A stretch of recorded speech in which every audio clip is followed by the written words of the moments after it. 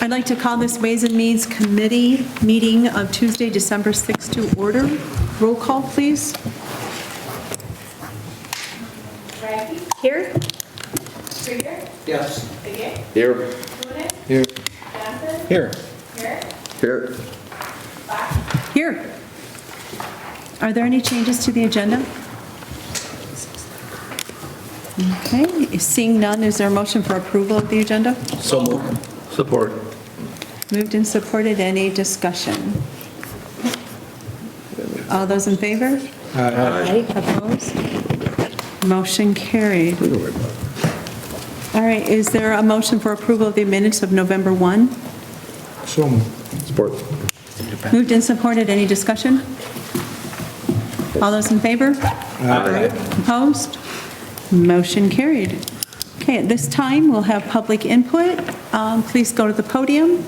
I believe there's a sheet there to write your name and address, but it'd be great if you introduced yourself, and please limit your comments to 5 minutes or less. Okay. My name is Jack O'Connor, and I'm here representing the Linwood Civic Improvement Club.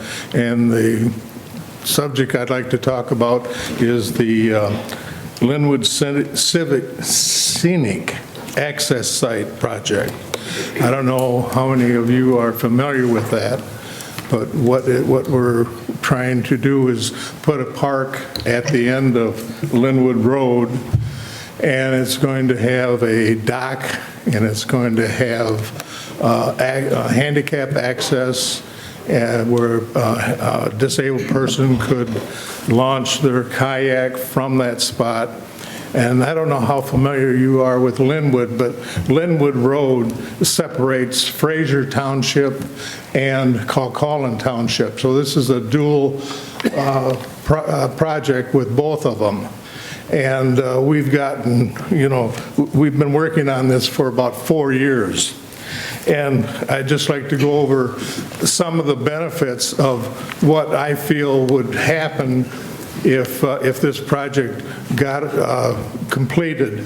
And it wouldn't be just a benefit for Linwood, it would be a benefit for the whole county, because this would be a place where people could come free of charge. There'd be no charge, and could have picnics, could go out on the dock. The dock would actually go out into the water and fish, and they could, would have a green area for picnics, and also the Iron Bell Bike Trail is only going to be like a block away from this site. And so I'm assuming that those people, on that Iron Bell Bike Trail, that's a trail that comes from Belle Isle all the way up to the bridge is what the end result is going to be.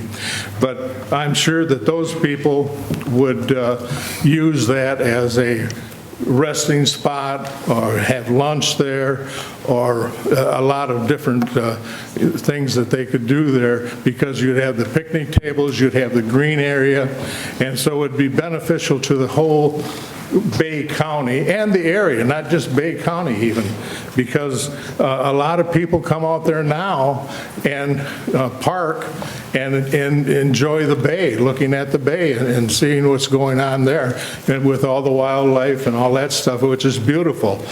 And so I would just like to bring the attention to that project. And like I say, we've been working on it for almost 4 years now, and we've got some funding for it.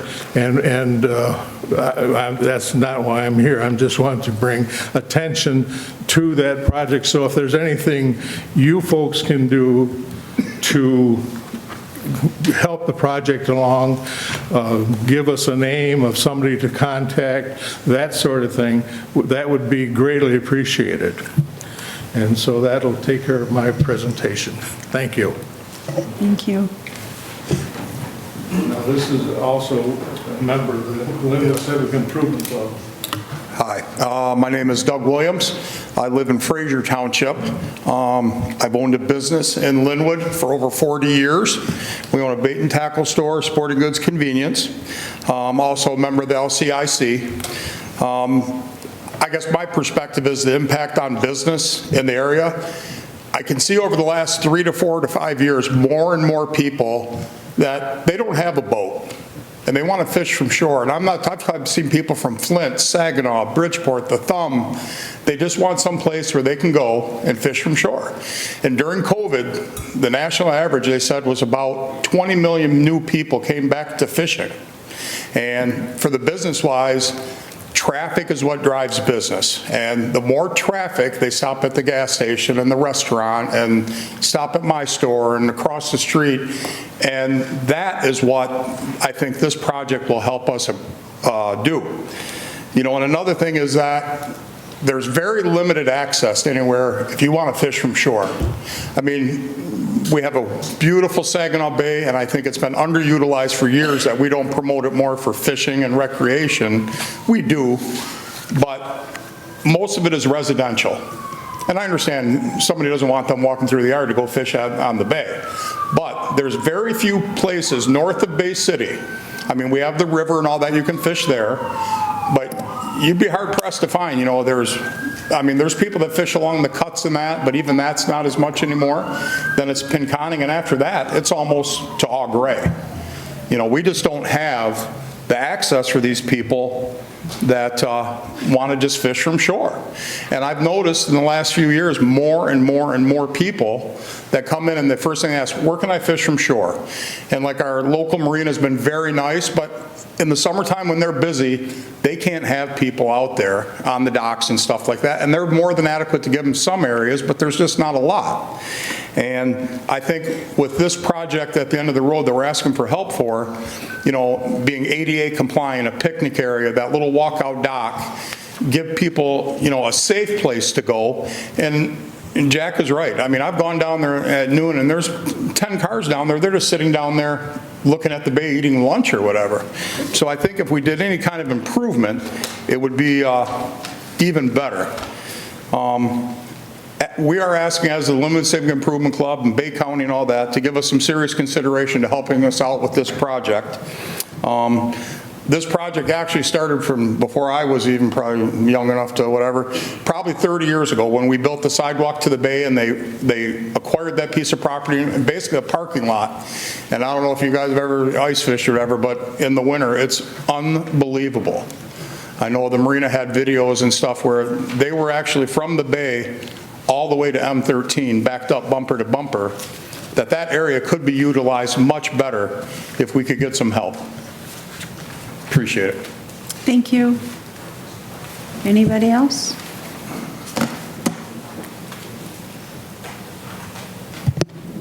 Good afternoon, everyone. I'm Megan Saban, live at 1267 Jody Lynn Lane in Hampton Township.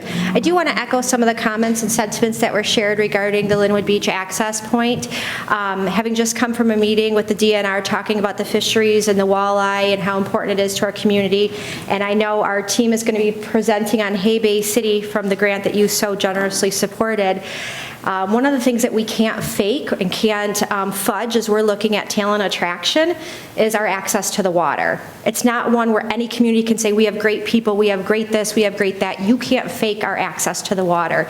And by supporting projects like this that open that access up, gives us one more thing that we can take as we are working on our talent and attraction to be able to support why people should move to the Great Lakes Bay region and Bay County specifically. So just wanted to share that. Not only is it great for our community, it's really great to be able to support more access. It was a great meeting with the fisheries. It's something I'm learning more about. I am not a fisherman, but I am a fisher mom. My kids fish with my husband. And so just having those access points, plus to the point to be able to have access in a more northern area outside of just some of the ones that we have in our close area, I think offers a really great option. So thank you for your consideration. Thank you. Anybody else wishing to speak? Good afternoon, everyone. My name is Terry Spencer. I live at 2060 Rappoon Drive in Monitor Township. I am the Monitor Township Supervisor and also a member of the Monitor Township DDA. I just wanted to put a couple comments out there. We've had the opportunity to speak to a lot of you here. in regards to the resolution that's before you today. In the last couple of years in Monitor Township, I can tell you as a supervisor, we have worked very diligently to get investment to come to our community, not just for the sake of Monitor Township, but also for the sake of Bay County. We've had a lot of people that have, or a lot of businesses that come out there and kick the tires, and we've had some success. As many of you know, by recently being out at SK Siltron when we had a visit from the President of our United States. $300 million investment to our community, and we've had other successes out there with another $15 million investment across by Fabiana Brothers.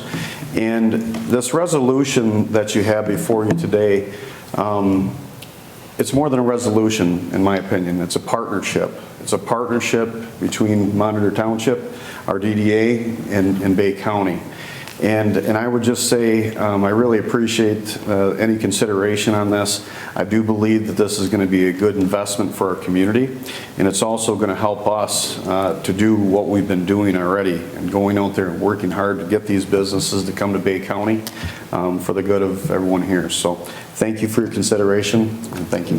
Thanks, Terry. Anybody else wishing to speak? All right, then we will move on to petitions and communications. And Mr. Eich, is that how I say it? You're up.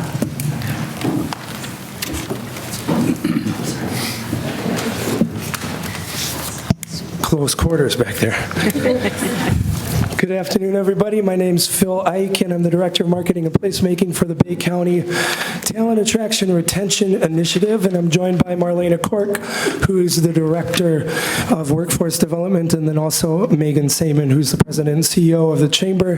Just giving you a little bit of update as far as where we stand and some of the things that you're going to see when this effort publicly launches in January. Before we get to the specifics, a little bit of a big idea. And the big idea, you see it in front of you. It's called the funnel. And the easiest way to explain the funnel is using your phone. You didn't buy your iPhone because Apple came to you one day and said, you should buy an iPhone. They know that that won't work. People don't listen that way. We're not persuaded that way. They understand that you have to move customers through a journey that eventually they get to the point where they convince themselves to click buy now. You might see a commercial that catches your attention, or you might hop on the website and you see all the amazing things that your iPhone can do, or one day your friend says, I love my iPhone. And that's when you click buy now. Well, in the same idea, with this effort, we can't expect just to say, you should live and work in Bay County, and say that over and over and over again and expect it to work, because that's not how people work. How people work is what you see in front of you in this funnel. And so up at the top, you have marketing. And the role of marketing is to first capture people's attention, because if we don't have people's attention, we do not exist. Attention is as important a resource as money or jobs. We could have all the money in the world, all the most amazing jobs in the world, but if people's attention are on Detroit, Lansing, Grand Rapids, we might as well have nothing. And so the role of marketing is to capture people's attention. The second role of marketing is to communicate value. After we have their attention, what do we have to offer them? What can we give them that will make their lives better? If we do that first part well, people become more serious, either citizens or non-citizens, about living and working here. And that's when they move into the workforce development.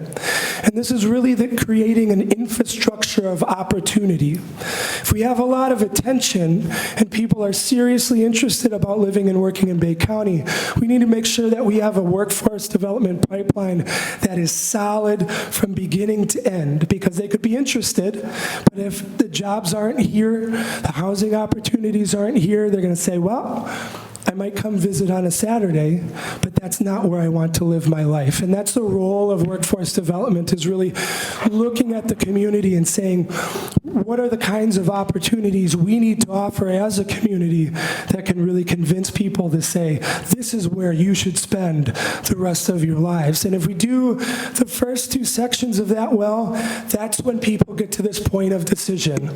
Yes, Bay County is the place for me. And so this is really the guiding principle through Hay Bay City for at least the next 3 years, is moving people through this funnel, capturing their attention, communicating all the ways that Bay County is a special and unique place and can make people's lives better, and then also showing them and creating opportunities where they can live and work here. Specifically, what does marketing and placemaking look like? Well, in January, what you'll see is a website, haybaycity.com, launching into the universe, where people will not only be able to see stories and photos and videos and podcasts, but they'll also see a Bay County job position platform, where any employer within Bay County is able to go in and list their position. Potential job seekers are able to apply directly through that website as well. To feed people into that website, you're going to see an aggressive omni-channel marketing approach. And what that means is that instead of just creating this website and then hoping for the best that maybe somebody's going to stumble upon it, we're going to throw 10 different bobbers in the water on Facebook, Instagram, LinkedIn, Twitter, email marketing, text-based marketing. And I want to point out that this is very unique within the realm of talent attraction and retention. Most communities are not this aggressive. In our research over the past 5 months, looking at other communities as models, the prevailing approach is to invest a lot of money in a website, push it out onto the internet, and then forget about it. And then it just kind of sits there for 5 or 10 years, and everybody just hopes that it's working. That's not really work that I'm interested in doing, or Marlene is interested in doing. It also doesn't work. And on top of all of that, because of the situation we're in regarding population and workforce, we just have to be more aggressive than that. And so you're going to see all these social media channels, email marketing being launched into the world. Now, what's another way that we're going to be unique within this realm of talent attraction, retention? It's really through the emphasis of storytelling.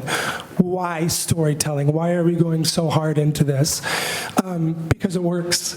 It works really, really well. It works both on the economic development workforce level, but also on the human level, because it's a way to embrace the humans that create Bay County and make it the special place that it is, while at the same time capturing people's attention and then communicating the value our community can give them. This is more than just kind of a romantic idea. You hear the word storytelling and you're thinking, oh, it's so passionate. But there's hard math to back it up. For example, I've been working with the city of Saginaw over the past 3 years. We publish 2 stories there every single week. And in this 3 years, those stories have been seen over 50 million times. Not to knock Saginaw, but this effort drastically supersedes that. And so while I can't guarantee numbers, the math is there to support that this works really well.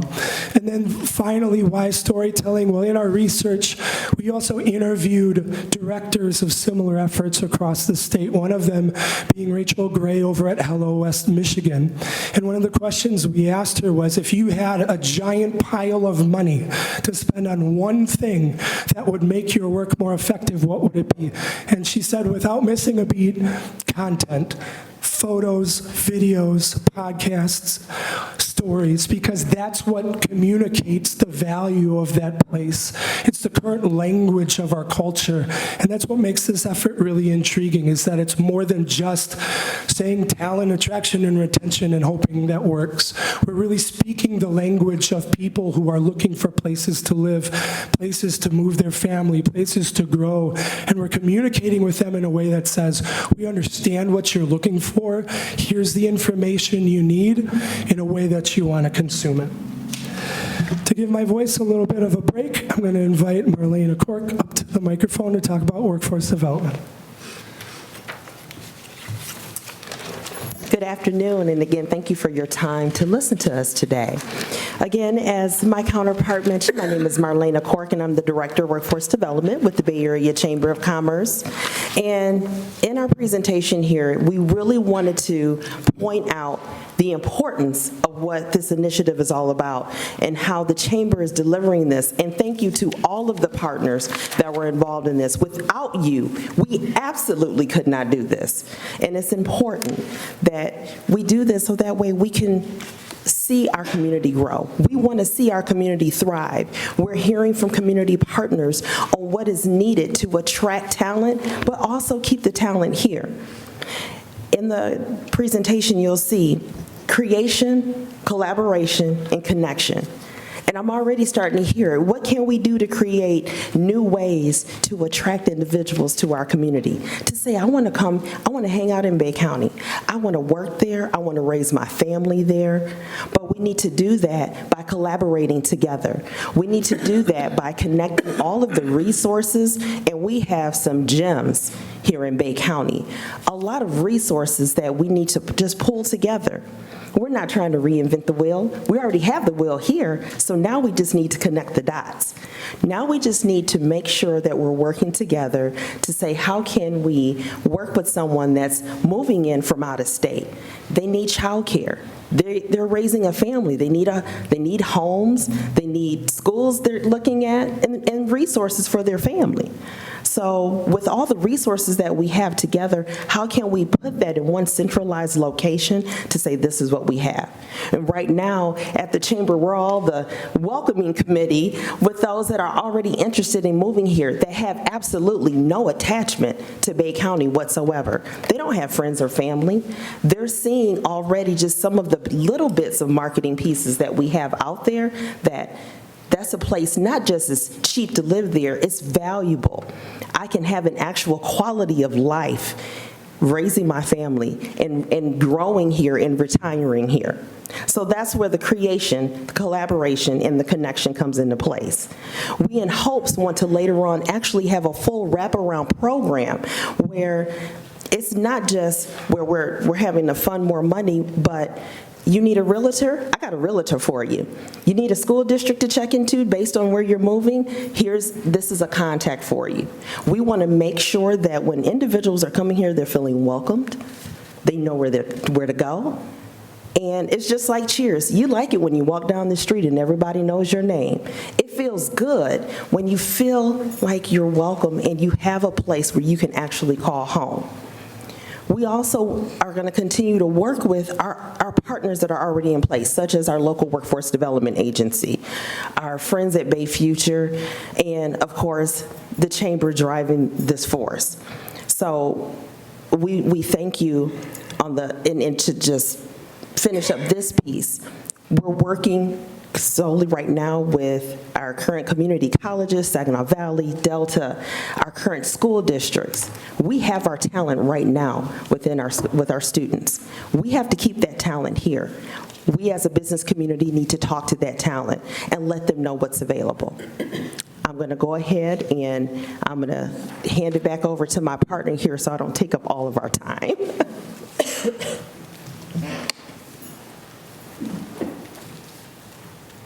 I want to speak briefly just a little bit about the name Hey Bay City. Why call it Hey Bay City if it's a county-wide effort?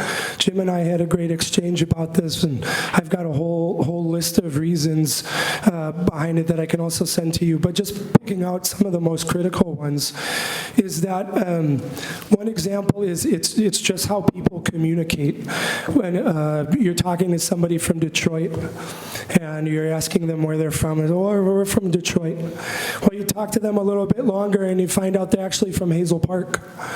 And then you talk to another person and say, oh, I was born in Chicago. Well, turns out they weren't born in Chicago, they were born in Addison or Elmhurst.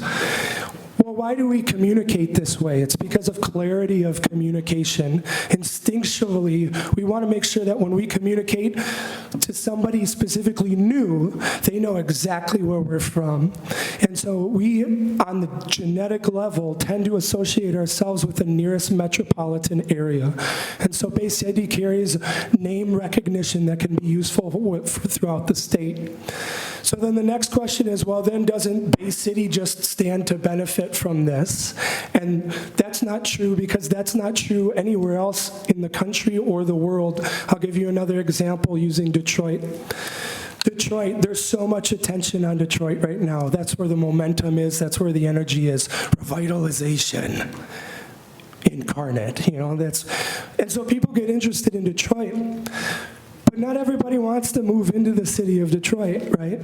They want access to what Detroit has to offer, but maybe they want a lower cost of living. Maybe they want a community with more diversity. Maybe they want a job opportunity or a business opportunity that's not available in the city.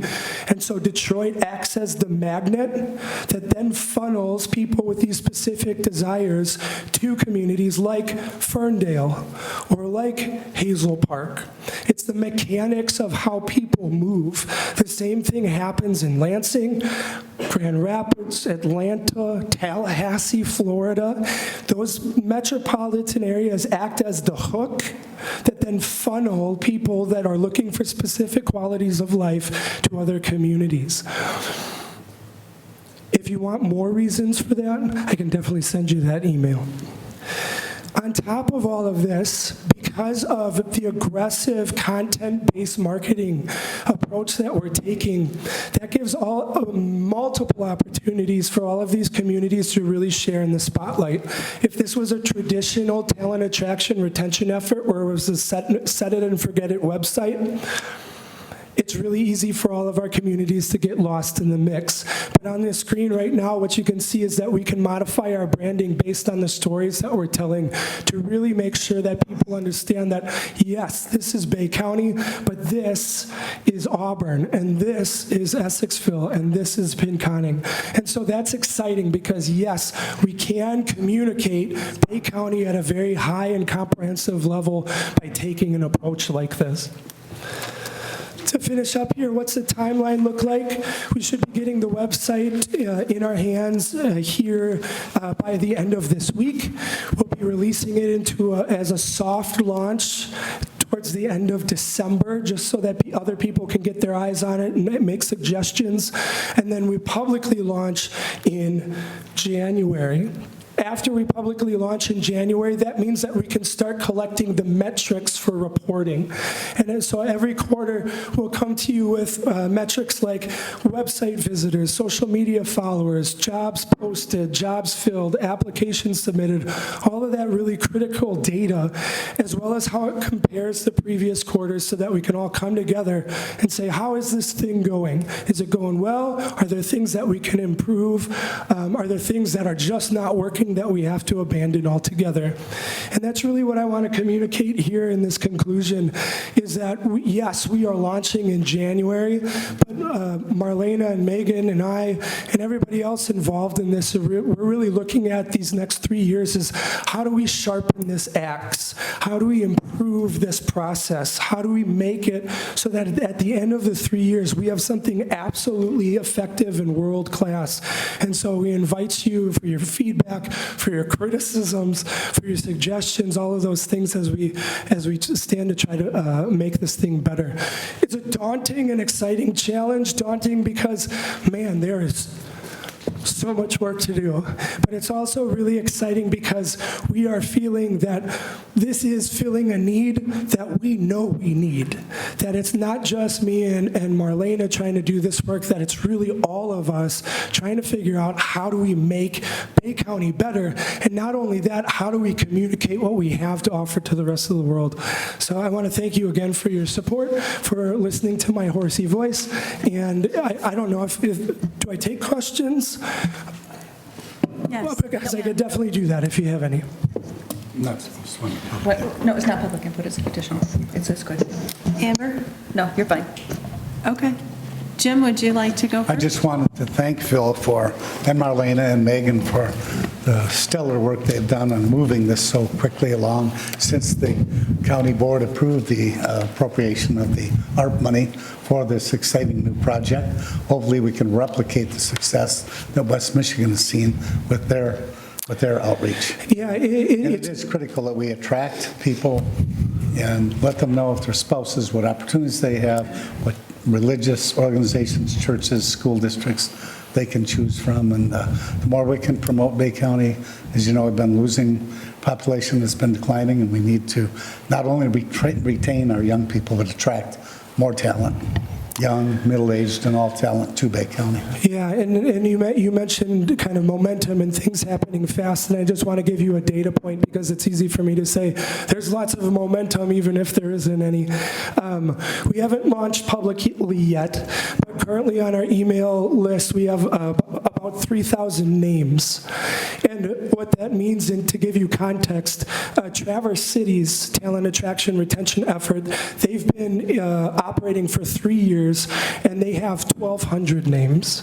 So we currently have about twice, more than twice, Traverse City's just amount of interest in this effort, and we haven't even launched yet. So I just want to give you a math to say there is momentum, things are happening, people are interested. Ernie? Thank you. So my 2 cents on this whole presentation, when you talk about reporting, I would like it at some point, instead of just reporting back to the board on how marvelous everything is, if there's some way to network that information to the residents of Bay County that they could share with their families and distant relation on what we have to offer, I think that would be a plus for you to think about. Yeah, absolutely. One of the models that I looked at was Flint, specifically their What's Up Downtown project. And Katie Yellow, when she was their director, she would release kind of a one-page report. This is how much money's been invested. This is how many people attended our events and things like that. The idea is that I would come to the city and the county with that kind of information, but then also post that on the channels as well so that the residents can see momentum and they can see, wow, we do have something special here. 100,000 people over the course of the last 6 months have visited our website. That's incredible. I think there's incredible value in making sure the residents are looped in. So, yeah. The other statement would be, you mentioned how many individuals you have emails for here versus Traverse City. One of the things you need to remember is hopefully Bay County won't become like a little mini Traverse City. And why I say that, there's individuals that come from Traverse City to Bay County because of how reasonably priced things are, how they can go out and have a weekend and not have to take out a loan for it, whereas in Traverse City, you're going to take out a loan. Yeah. We need to, again, get that information out. Yeah, absolutely. That's the advantage of the storytelling-based approach, because we can actually amplify who we are as a community. We've got a beautiful community with amazing people doing great things with a low cost of living. We're not trying to fake something that we're not. It's very much saying, we are Bay County, we love us, and you should love us too. Anybody else? Well, I love your enthusiasm. And Megan and Marlena, I'm super excited that we are partnering with you to make this happen. We're a great place to be, and everyone else needs to know that too. So thank you so much. I agree. Thank you so much. Motion received. Support. Moved and supported. Any discussion? Roll call, please. Or not roll call. All those in favor? Aye. Opposed? All right, motion carried. Item B,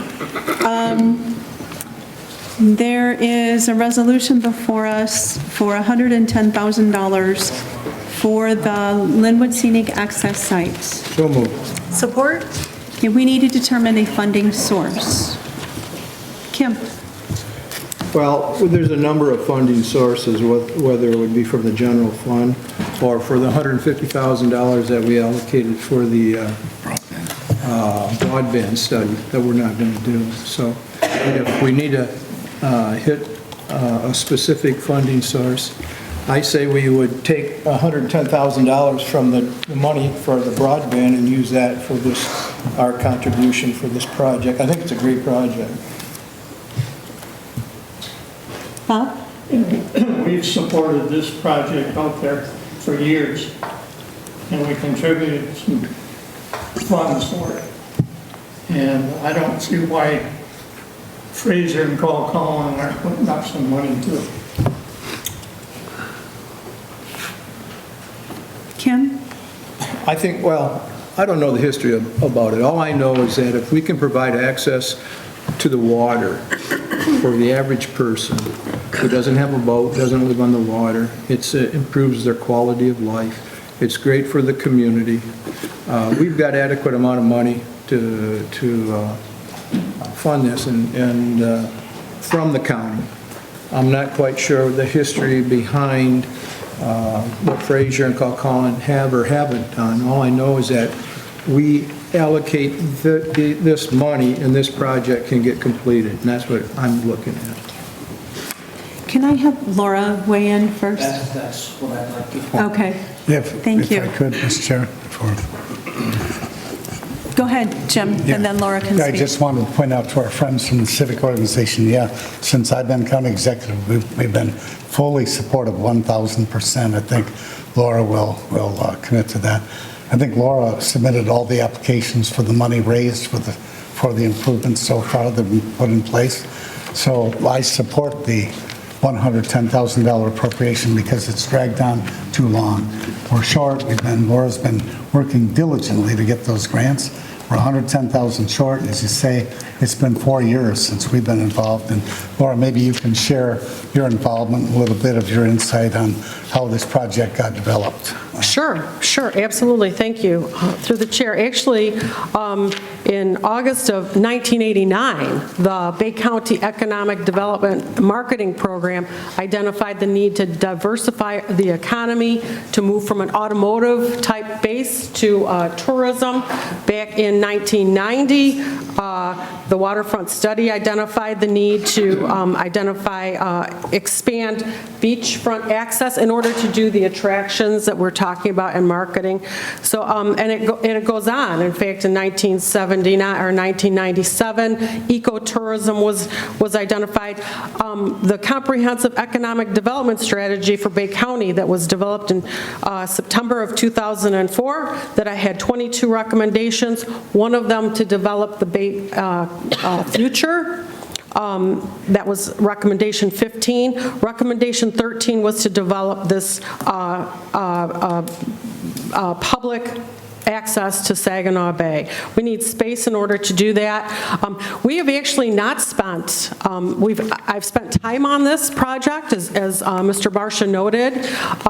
We have spent some grant funds that we have received specifically for this project, for the preliminary engineering and design. We've spent grant funds for the permits, but as far as providing any funding for this project, we have been 100% supportive of it and working with the community partners, Bay Area Community Foundation, the Saginaw WIN, the Chamber has actually been supportive through the Community Foundation as well. I will say that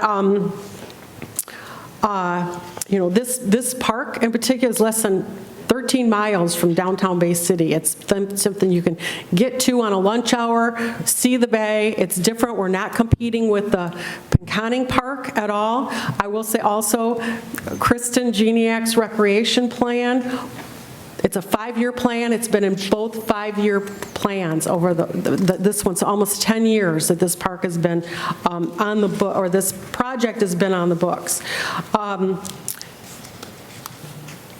We've been involved with it, but we have not provided funding directly for assistance. The townships of Fraser and Calcallan are obligated by the deed, by a recorded deed, to provide for maintenance of this site. They're the ones who provide for funding. The Linwood Civic Improvement Club has worked to provide that maintenance. There's a cost-sharing approach that's been worked out between Fraser Township and Calcallan Township. Every year this happens in conjunction with the Linwood Civic Improvement Club. And they will, in perpetuity, be obligated to maintain this site. So they do have financial investment and contribution into this park, this community regional park. Thank you, Laura. Any other questions for Laura? Oh, Tom. Oh, I don't have a question. I just want to say it's kind of pleasant to see the cooperation, the things that we look for, from my time on the Community Foundation and seeing that here, where community gets together and everyone works together for one common goal, and they're still working and they're going to work forever. You know, they put the time in, and you put time in, those gentlemen put time, their families, I'm sure their families have put time in too, but there's a lot of people who took part in this whole thing, and it's just a good idea. It would be a nice place to fish. That's all I know. Jamie? I would support the idea of reallocating that $150,000. And we've spoken with a few people. I know that I've had conversations as well, that the state's doing that work for the broadband study right now. The only way that we're going to be getting the dollars from the state to be able to do anything with broadband is if we use their study to begin with. I think it was a fabulous idea at the beginning before the idea of the state taking it on, allocating those dollars ourselves. But in this case, you'd basically be spending $150,000 or allocating that for something that's already going to be done, so it'd be redundant services. If we have an opportunity to be able to take $110,000 of that and finish a project that would allow access to Saginaw Bay, improve business and everything else, especially in a situation where, you know, you're getting a lot more outdoor fishing, right? Ever since the COVID outbreak, it'd be an appropriate use for ARPA funds. So I would totally be in support of that if we allocated those dollars. Take that $150,000, move that out, $110,000, allow this project to be completed. That would still leave $40,000 residual to be used in some other format. Just my opinion. Amber? Point of order, Madam Chair. If the board chooses to reallocate those dollars from ARPA, you previously on January 18th of 2022 passed motion number 23 to allocate those dollars toward the broadband study. An appropriate motion, if you wish to make that reallocation, is a motion to rescind motion 23 and to reallocate those dollars, $110,000 to this project and leave the remaining $40,000 unallocated in ARPA funds. So moved. Whoa. First of all, that's not part of the agenda. Is that something we can add? And I have a comment before we do that. It is part of the agenda because as the agenda, it's asking for the allocation of $110,000. Okay. So I would just like to weigh in. I am not in favor of reallocating ARPA dollars for broadband because my area in particular has a strong need for broadband. Dollars are bigger than just the state. There are federal funding dollars as well. I would like to see those dollars maybe shifted to hiring a consultant to help us, Bay County, because we don't have the resources or the people to access all that money and know where it is. So I am not in favor of ARPA. I'd rather see it be a budgeted item in the budget. Vaughn? I would ask through the chair to Mr. Renman what he would suggest fund we draw it from. Well, I'd like to see the project budget. Yeah. All this tells me is how much they want. I also want to find out what they've contributed. Okay, excuse me. As part of the larger agenda, I submitted actually the DNR grant application that was developed. That has a whole project budget in there. Yep. It has a breakdown of costs, and it also then includes contributions. I will say that this project has, this particular phase of this project has gone on for 4 or 5 years, and we are at risk now of losing the money that we did receive. We did receive, the project has received $201,000 from the DNR. It is federal money. There's a lot of strings attached. And it would go to Fraser Township. But it does need to be spent. We've had a couple other grants that are contingent upon it being fully funded, so we can't touch that money. We can't touch that DNR money. It's a reimbursement project grant, and so Fraser Township will have to spend that money, spend $201,000 first in order to be able to get reimbursed. So there is some time sensitivity involved here. So, Norick. Ernie. So maybe a point of order. believe there was a motion and there was a second on rescinding, Motion 23. motion 23, so I'd like to bring that back up. Okay. Okay, there's a motion and support to rescind Resolution 23, allocating $150,000 for broadband study. Rescinding that.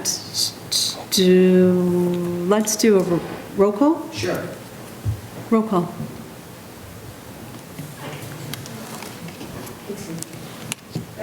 Yes? Krieger, Yes. Trigger, Yes. Lunan, Yes. Johnson, Yes. Eric, Yes. Fox, No. Okay. So then what's the next motion that was successfully passed? 6-1. Then the motion would be to take that $150,000, reallocate $110,000 of that for this project, to complete this project, and the other $40,000 would go to wherever, where it could be used through the... Leave it open. So the motion is to allocate $110,000 to the Scenic Access site and put the $40,000 back as available for ARPA funding for another project. So moved. Support. Did I communicate that accurately? Sounded good to me. Okay. All right, all those in favor? Aye. Opposed? All right, that motion carries. There we go. Rock on. Thank you. I'm excited. Thank you. Madam Chair? I did vote yes. Yeah, I wonder, Laura, if you could highlight the other grants that you helped secure from Consumers Energy and the Bay Area Community Foundation. With this $110,000, this will complete it. The only obstacles that will remain will be getting the permits from the Corps of Engineers. Could you maybe touch on that? That was actually secured. That Corps of Engineers permit was secured as well as the Eagle permit. We did get $127,000 from the Community Foundation. The $25,000 we were actually from the Consumers Energy. That is contingent upon the project being fully funded, and that's actually. The Community Foundation's been actually very gracious towards us for, as far as this project goes, because it has been they have had that money, they've held that money for this project. There is a $20,000 Saginaw Wind grant that did come to Bay County, and that was the money that we spent for the permits and the archaeological review, a lot of the federal requirements in order to secure that DNR, because it is federal money. Okay. Thanks, Laura. Thank you. All right, so you're good. You have your funding source for next week, right? Okay. Moving on to item C, appointment of Kristal, Gonzales, and Weston Prince to the 401K 457 committees. So moved. Support. Moved and supported. Any discussion? All those in favor? Aye. Opposed? Motion carried. Okay, item D, approval for the, Renumentation grant? That was close. Support. Motion. Yes, motion. Yes, You're making the motion? Who's supporting it? I'll support it. Thank you. Moved and supported. Any discussion? All those in favor? Aye. Opposed? Motion carried. Okay, item E, the communication. Is there a motion for the communication corrections manager, the vendor agreements? I'll move it. Support. Moved and supported. Any discussion? All those in favor? Aye. Opposed? Motion carried. Item F, a motion for approval of software updates. So moved. Support? Moved and supported. Any discussion? All those in favor? Aye. Opposed? Motion carries. Okay, item G. Is there a motion for acceptance of the grant funding? So moved. Support. Moved and supported. Any discussion? All those in favor? Aye. Opposed? Motion carried. Where's this? Item 2, the Community Health and Human Services Center purchase and renovation of the property. So moved. Support. Moved and supported. Ernie? So I'm in favor of all this, but my only hiccup is I don't know that Bay County wants to own another building. I mean, we just went through all the rigors with a high-rise and all the responsibility and time that it took. So for us to look at purchasing another structure and everything that comes with that structure for the future of Bay County, I'm not sure of it. And so my question is, I know that this is the route that we need to go to bring everybody under one roof, but if there's a possibility of having a study done that comes back to us and shows us the nuts and bolts of what the cost would be to own versus to lease, and whether or not that even is possible, I'm not sure, but I wanted to at least throw that out there because, you know, I have 18 years in this business now, and I know everything we've gone through. I just want to make sure that we're stepping off in the right direction. So that's it. I don't believe that leasing is allowable under the ARP rules, so I'm going to defer to Ms. Johnson to answer that question. I'm going to defer to Mr. Kilby, who's luckily here on another matter today. You're it. Yeah, he's correct. You'd want to use ARPA for the purchase and not a lease. Okay. Mr. Coonan? That was easy. I support this, but I'm not quite sure what the whole plan is with the existing health department. Is that, all those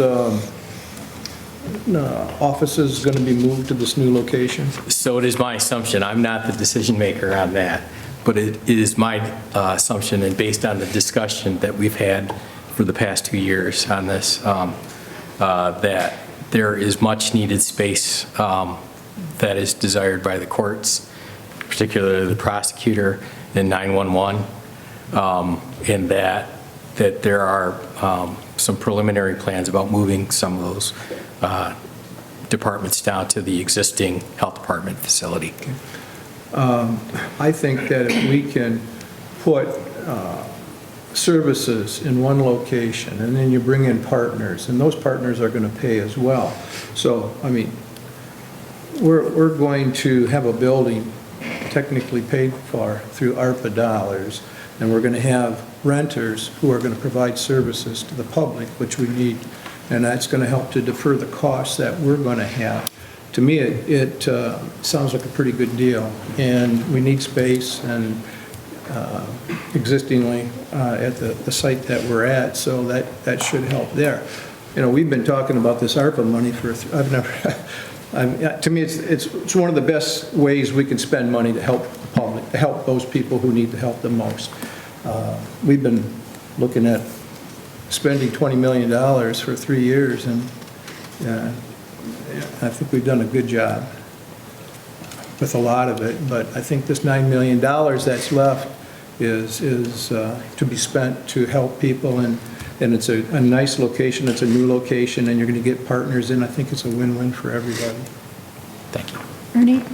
So $9 million is requested. You're not sure you're going to be spending that amount. Looks like there's some other funding available that might be coming in, so is that, you're just shooting for that number, but it might be less?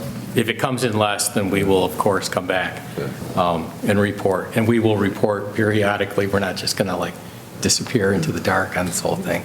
But the anticipation is that there could be another $2 million in an earmark from Representative Kildy's office. There might be some additional funding from the state of Michigan on this. And then on top of that, as Mr. Coonan had alluded to, our estimates of lease payments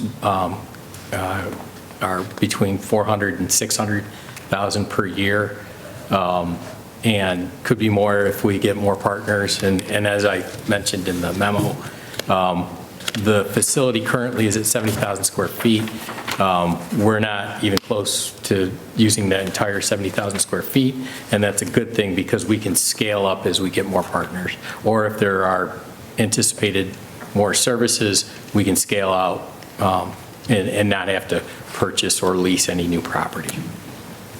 Just a question about ARPA. So we have to spend it by the end of 2024, so we're really not sure if you're going to scale up or not, or that's down the road. So if we don't use the ARPA money, does that come back to us? Do we have to allocate it somewhere else if we don't use the $9 million?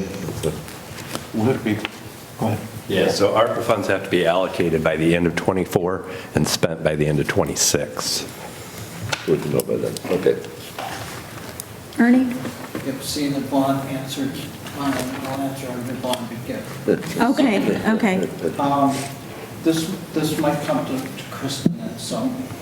We move the courts that need the added space. Are we looking at a capital improvement then? That's my question. Making that other space available to them? And kind of, do we have an idea what the cost of that will be?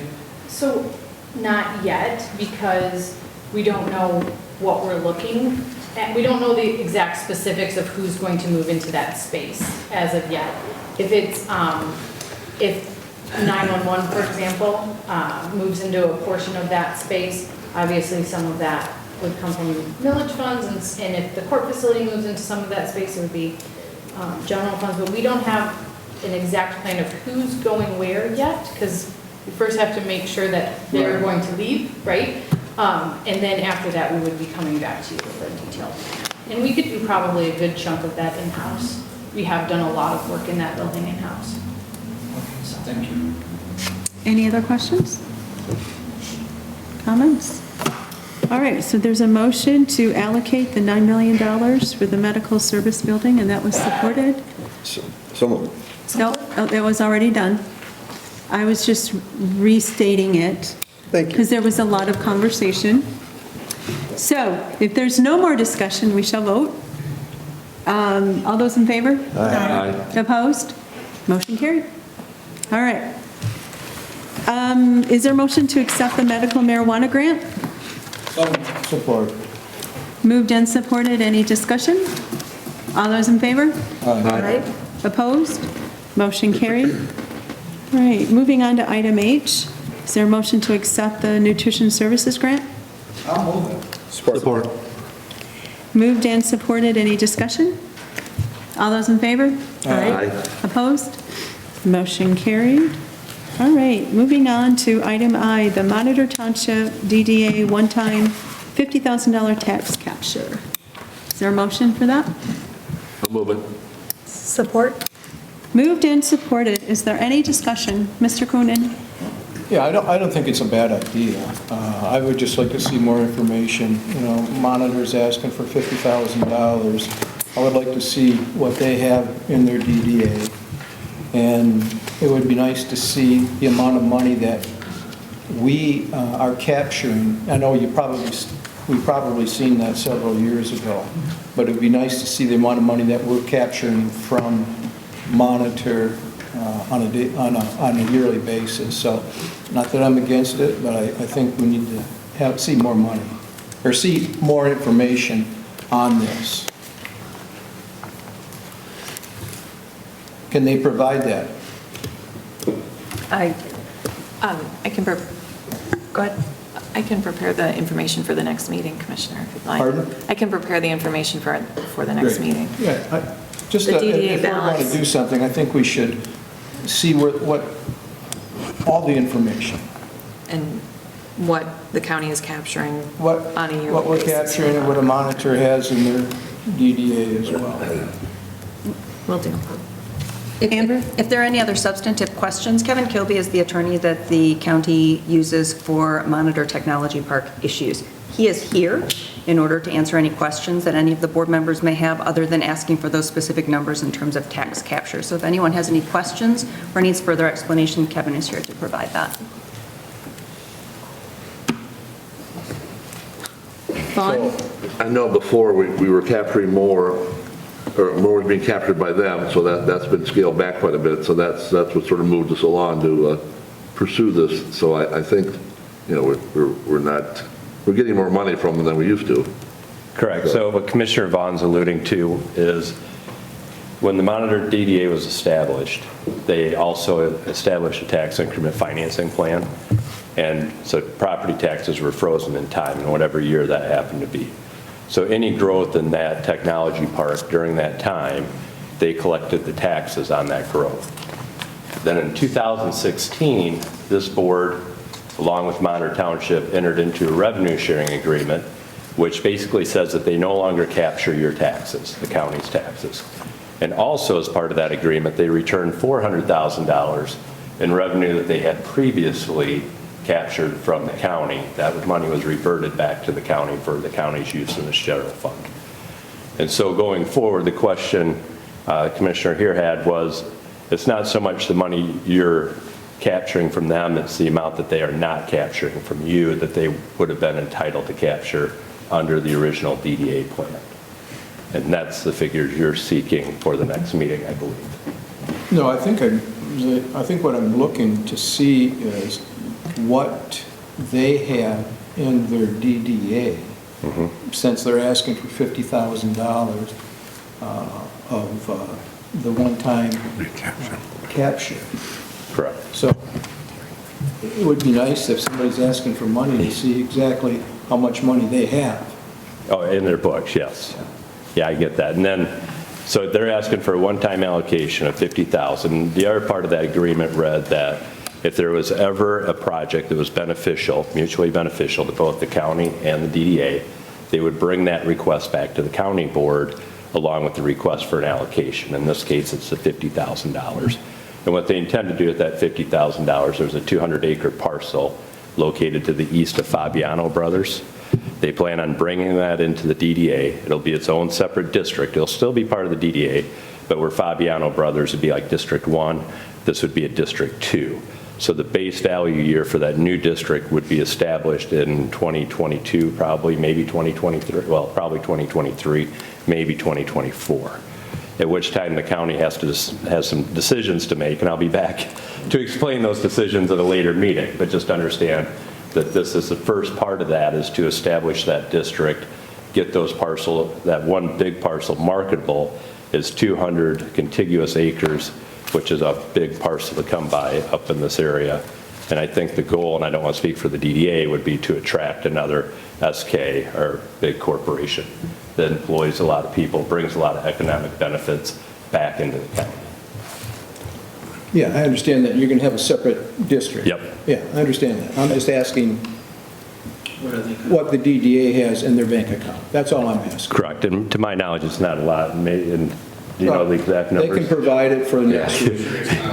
Yeah, I remember when we negotiated in 2016, they kept enough, they have to pay for the street lighting and that kind of stuff. They kept enough in the account to handle that, but Only asking to see it. Yep. I'm only asking to see it. Okay. Okay, any other questions for Kevin? Okay. Jim? No, I was just going to say this 200-acre parcel, the expansion of the DDA will allow, we already have an interested entity that would like to take that expanded portion of the district. And as you know, back when, I know it was an issue in 2016, DDAs, and we had discussion at the board meeting even before I was sworn in, but after the election, we're so grateful that that 10-year sunset was extended rather than expired, because we would have missed out entirely on the opportunity to have SK Siltron with their first phase of $300 million into Bay County, and the creation, ultimately, hopefully with the second phase, right, Terry, that we'll see ultimately 450 really good paying jobs, assuming phase 2 happens. And based on the event that the president attended, the SK Siltron folks are very, very optimistic about the future here in Bay County, and we intend to be good neighbors and welcome more investment into Bay County to create jobs and additional tax base. So I would be very supportive of this adjustment. It's been pending for a while, and we thought it would be good to move on it and get it approved before the end of the year. Okay, so there was a motion to allow the DDA to retain the $50,000 of the TIF capture, and that was seconded. Is there any other discussion? Okay, all those in favor? Aye. Opposed? Motion carries. Okay, item J, is there a motion to receive the analysis of the general fund equity? Oh, you missed it. I too. Oh, I'm sorry. Well, okay, sorry about that. Item 2, the master agreement with the Michigan Fair Contracting Center. Support. Moved and supported. Any discussion? All those in favor? Aye. Opposed? Motion carried. All right, got ahead of myself. Now, item J, is there a motion to receive the analysis of the general fund equity? So moved. Support. Moved and supported. Any discussion? All those in favor? Aye. Opposed? Motion carried. All right. Is there a motion to receive the update regarding the Executive Director 2007-11? Motion to receive. So moved.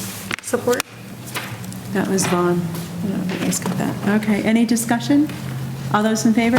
Aye. Opposed? Motion carried. Okay. Is there approval for the 2023 MSU Extension Agreement? So moved. Support. Moved and supported. Any discussion? All those in favor? Aye. Opposed? Motion carried. Okay, is there a motion for the DMC software upgrade? So moved. Support. Moved and supported. Any discussion? All those in favor? Aye. Opposed? Motion carried. All right, is there a motion for the DMC statement of work to move the legacy date for public safety records to decommission the expired hardware? So moved. Support. Moved and supported. Any discussion? All those in favor? Aye. Opposed? Motion carried. And is there a motion for the 2023 budgeted maintenance expenses, yearly maintenance agreements? So moved. Support. Moved and supported. Any discussion? All those in favor? Aye. Opposed? Motion carried. All right, item 7. Is there a motion for approval of the revised travel policy? I'll move it. Support. Okay. Kim, would you like to go first? Is that, in reading that, was that the one regarding the vehicles over the bridge and back? Yes. Okay. Now, hopefully, can somebody give us an explanation what we're looking to do here? Sure. So as you know, we've been engaged in the budget process, and we've had to come back to you for increases in things like gas, oil, and grease. And as we're looking at expenses, the toll bridges is a big issue. We have over 140 fleet vehicles. We have over 500 county employees, and currently we would be reimbursing those county employees for traveling on county business, and we'd be paying for our county fleet vehicles to travel over those toll bridges as well. We are ineligible for a transponder for a monthly fee. We would have to pay per crossing for each time one of our vehicles crosses. We have reached out to Bay City Bridge Partners. They are not interested in negotiating with us on some sort of a flat rate or any other sort of deal. I have no idea how we budget that with 140 vehicles and over 500 county employees. We intend this to be a starting point for discussions internally as well about what vehicles actually need to cross the bridges and when. But we think prohibiting the use of the bridges and the tolls at this time is really the only tactic we can take. We had done some preliminary estimates based on our current travel, and we think that number could be as high as $400,000 a year. So obviously changes are going to happen, and how we do that is up to you. So that was the impetus for the policy. There are also cleanup items. There's some language, and I do want to point out 2 sections. Section 6, based on great discussion with Commissioner Fox yesterday. Section 8, lodging, the 3rd paragraph. is not actually the practice. So it has, in order for the tax exempt status to be applicable, it has to be county funds. So it has to either be direct billed or used with a county credit card. That's our practice. I've updated language there to match our current practice. And then section 7, meals, the second paragraph, I got a little heavy on the delete button. Where meals are covered by a conference registration fee, those would be deducted from the allowed rate. We didn't intend to make a change there. I was just heavy on the deletion. So I apologize for the late addition and appreciate the conversation. So the tolls was the impetus for the policy, and while we were updating the policy, I thought it was a good opportunity to clarify some things and also make it more applicable to what we would be doing, so. Ernie? So the employees that are going across the bridges, they're on our dime for hours, right? Correct. So my suggestion would be that they utilize veterans in Lafayette, as long as it's still functioning, for their daily access to go to the other side of town. I mean, we agree. Jim? I would just agree too. Just our Department on Aging alone delivers 150,000 meals a year to our homebound seniors and disabled residents. In addition, talking with the animal shelter, and the majority of the responses for our animal control officers are in the city of Bay City. And so, yeah, I know I've heard from the Drains Commissioner and other departments that, you know, they frequently cross the bridges to serve the residents of Bay County. And, you know, as Shauna has mentioned, it looks like it would be $400,000 a year, and that would be every year going forward, as well as the fact that the tolls have a COLA, a cost of living adjustment for inflation. So starting out in 2023 with some tolls doesn't mean that price is going to continue, and we've been told that by Bay City Bridge Partners. So I don't see how that kind of expense would be sustainable into the future. So that's just my comment. so Jim, if I could. Oh, yeah, Ernie, I'm sorry. So with that amount of money that would anticipate us spending forward on it, that's even more reason that we should look at building a tunnel under the river to give us access just for county employees. Definitely. Jetpacks. For them not to work with us, or even be willing to work with us, is unbelievable. So. Kim? Yeah, now, the residents in Bay City are going to have 5-year where they're going to waive the fee. Now, when are they starting to collect? Do we know? Liberty will be as soon as they open. As soon as they open. January. Liberty, and then, okay. Now, first of all, there's no free lunch, and can we, is it our intention to sit with the city and work out some sort of an agreement? Because I was in that first meeting when, and I don't blame the city, because the city doesn't have the resources to manage 2 bridges. They can plow it and salt it, and that's about it. It's, why the state, we didn't work harder to, especially with this ARPA money, have the state take over those bridges. But there's no such thing as a free lunch. I sat in the first meeting when all the township says, no, it's the city's problem, let them take care of it. Well, the city did take care of it. They entered into a partnership, and here's where we're at. We're at where we got to maybe spend $400,000 a year unless we can negotiate something better. But there are no free lunches out there. And you look at those 2 toll bridges are the ones that come directly to my business. So how is that going to affect businesses as well? Are people going to say, well, on the west side, I'm not coming to the east side? And people are going to get tired of going to Vets and the other bridge, being in forever. So what's that going to do about folks coming across back and forth? Don't want to pay the toll, and they're getting tired of waiting in line to cross the bridge.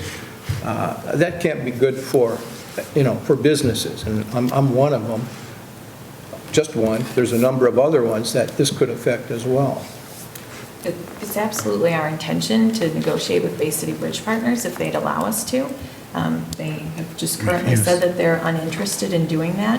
However, we would not, make services to constituents suffer because of that. But we currently have to look at what services have to be provided, how can we be smarter, more efficient about our travel across the bridges so that we don't incur such a high expense. Well, I understand, but that's the problem you have when you take something that is provided by the public and hand it off or to the private sector, and whether it's the bridges, whether it's water, whatever it is, there's a reason why bridges are paid for by everybody, because everybody uses it, everybody pays. Vaughn? So I was in line today going over Lafayette Bridge because that bridge was closed and it was backed up all the way to Euclid. So there's 2 bridges, and those 2 bridges are going to be real busy once they start charging that fee. So did you say the transponder, we can't get that? So I read it's like $5.50 a crossing without the transponder. Right, and then as long as they're not pulling trailers or other things, then it's $7, right? Just to clarify, anyone can get the transponder. We can't get the $15 a month deal. Correct. Because we're a business entity or government. Commercial, right? So Or anyone can get the transponder, which gives you the lower rate, but we still would have to pay the crossing each way, the fee to cross each way. But if anybody's watching this, people within the city aren't going to have to pay for 5 years. They still need the transponder, right? Residents, yes, Residents. residential vehicles. Just so anybody's watching this, Yeah. because I had no idea what was going on here. Jim? Yeah, so commercial and municipally owned vehicles will be exempt from the $15 a month cost on the transponder. One of the concerns I had after hearing Bay City Bridge Partners announce that, and I want to go back a little bit. Chairman of the board, Mike Durancheck, and I appeared 4 or 5 times before the City Commission. And I asked them if they could be patient. The 2 bridges were rated fair to poor, which is the same rating MDOT gives in their annual inspections to 70% of Michigan's bridges. And that was 5 years ago, and the discussion started on Independence Bridge, still functioning.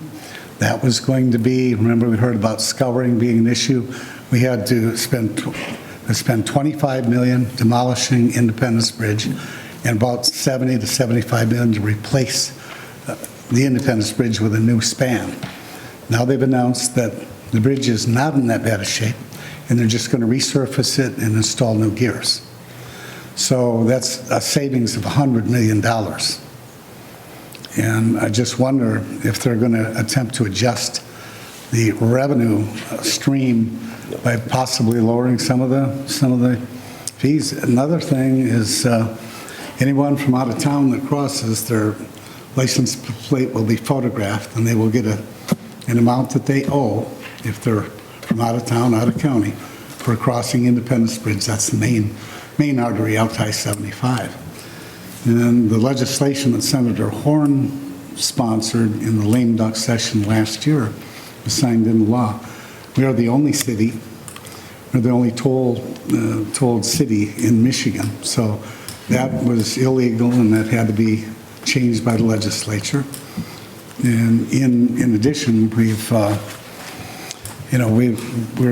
they've also, if you don't pay, if you get your ticket in the mail on how much you owe, if you don't pay, it escalates very quickly. A $25 fee could easily go within several months up to a $400 fee.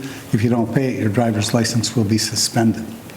So there's a stick there to collect those tolls. And I'm just worried. I've talked to some of the major investors in Uptown, and they're a little concerned about the optics, about it, not just the financial burden, but the optics of that crossings in Bay City. So you can imagine, Commissioner Coonan, a pizza business in Bay City that makes continuous deliveries across every time they deliver a product to a home. What I wonder is, we don't have many Lyft or Ubers here, but I wonder, are those going to be considered commercial because they're delivering, business they're delivering food to a home or other cargo or merchandise. So a lot of questions, and I know Commissioner Dockett referred it back to city staff to get a fuller explanation. There was a section in the contract that said that Bay City Bridge Partners could change the terms at any time, and that was a grave concern to him. So it's been sent back to administration, but we're going to, I think we're going to become known as a tolled city. The only other tolled bridge is Mackinac Bridge, which was 5 miles long between the UP and Lower. And talking to somebody, I don't know, it was from the city or who it was, that after these bridges are completed, then Bay City Bridge Partners, that the city can buy it back from them at some point. That's what I had heard. But I'm not sure but we would have been a whole lot better off when we had these meetings if we would have looked at what we needed to do to bond those and keep them in the public sector and not have it go private. But that's not, I don't know if we ever can get back to that again, because that's going to affect a lot of businesses forever. Yeah, we really couldn't do it because it wasn't our asset. It'd have to be the city, pardon me, Mr. Adams here, and they were fully bonded. They had no bonding authority left. They were fully bonded. So I suppose Bob Redmond may remember when those two bridges were built with federal and state grants primarily, and then a 1 mil levy for 5 years throughout the entire county. And some of the townships were upset that some of that money was supposed to go to help with the replacement of their local rural bridges that might be, today they're about $1 million and almost out of reach for the townships to replace. So many of them are closed. But still, some of the township officials are around that remember that the townships outside of Bay City, the townships got none of that 1 mil 5-year levy for the Independence Bridge. But I agree with you. It's important. We're a city divided by a river, and I just hope that that Bay City is being prudent, because the contract for the tolls is for 75 years. And I also want to compliment your daughter, Cheryl, with TV12, because she's covering this issue very closely, and we appreciate that. And I believe she'll be contacting us tomorrow about what the commission does today with this issue. So. Shauna, as part of this modification to the travel policy, it's not just the use of tolled bridges, but changes to the meal reimbursement process. Can you share with us what those are? Yes. So it is my understanding that in 2016, modification was made to allow for meal reimbursement to be either per diem or actual reimbursement expenses, but the language was not very clear. My department spends an inordinate amount of time on minutia that would be better handled through the federal government per diem process for meals. So that clarification is also made here in section 7. So section 7 then would allow for a per diem reimbursement with no submission of receipts. Right, just a per diem amount. So I believe the federal government lunch amount is $16 inclusive of tax and gratuity. You would, for the limited amount of employee travel that happens in Bay County, you would submit your travel request and your $16, and we would just get your $16. The process currently is you submit your receipt, we calculate the gratuity. Is it allowed? Is it not allowed? Did you eat an appetizer? Did you have 2 appetizers? Was that for 1 employee? Was that for 2 employees? On and on and on and on. And it makes us spend more time than I believe is efficient for staff use on the meal reimbursement. We clarified the language so it's not an either or, a per diem or actual, it's just per diem reimbursement based upon the GSA rates. Regardless. So my question is, where's the oversight? I mean, we are a governmental entity. Right, so we are the fiduciary of public funds, so we're scrutinized more than everybody else. So Absolutely. talk about the oversight. Sure, so the process is that an employee had approved travel, submits the travel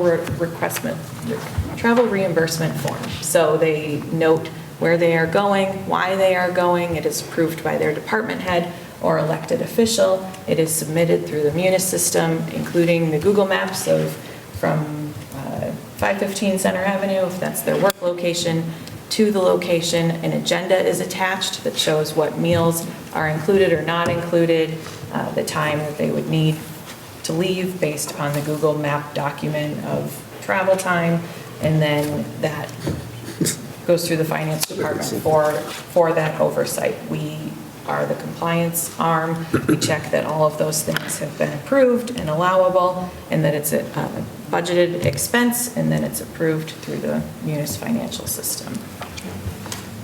Ernie? Just a question. So how many individuals are we looking at a month? I mean, Oh, I'm not sure I could give you that number. I can pull those statistics for you if you'd like. The change is merely from an actual reimbursement, which if you go to lunch now and you can get a lunch for $16 at an airport or in almost any location where there's a conference, Lansing, wherever, the difference between that and the per diem rate, sometimes the county makes out, sometimes the employee makes out.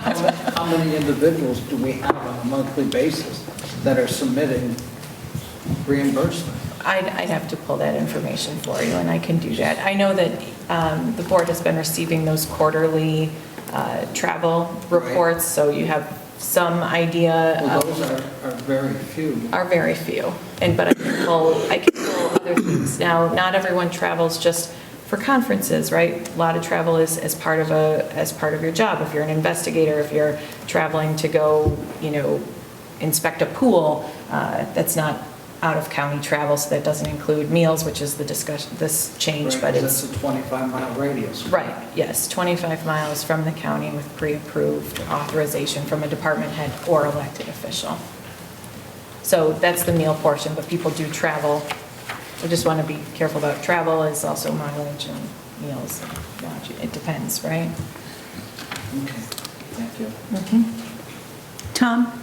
Yeah, do you see exceptions on, happening? I mean, especially with, when you talk about somebody went to a conference and a meal is included, but let's say the person couldn't stay where everybody else stayed, they're in a different location, and I'll give you an example, is Mackinac Island. When people stay at the Grand, everything's included, but then if there's no room, they go somewhere else. But then when you go to per diem rates for Mackinac Island, it's like $5 for breakfast, because you're... Good luck to you, right? But you know what I'm saying? So it's completely out of whack with the reality there. So the one nice thing about the GSA meal rates is you can do it by county.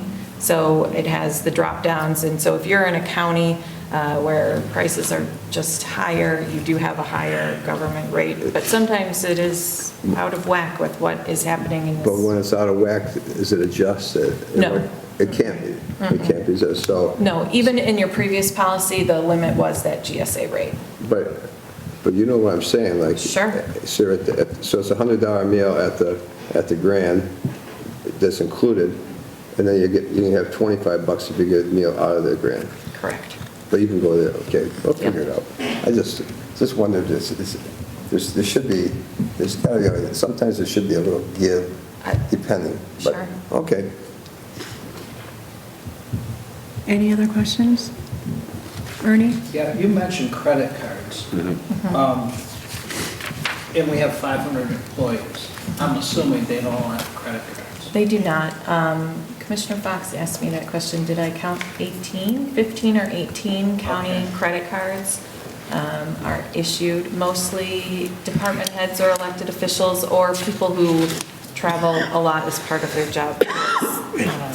Someone at the courts who does a lot of travel with youth and who's issued a card. How often are they used? I would say most accounts have under 5 transactions a month. That's generally looking statements emailed out to all card holders so everyone can see everyone's. All credit card expenses have to follow the purchasing policy and are subject to the PO limitations and all of that. Thank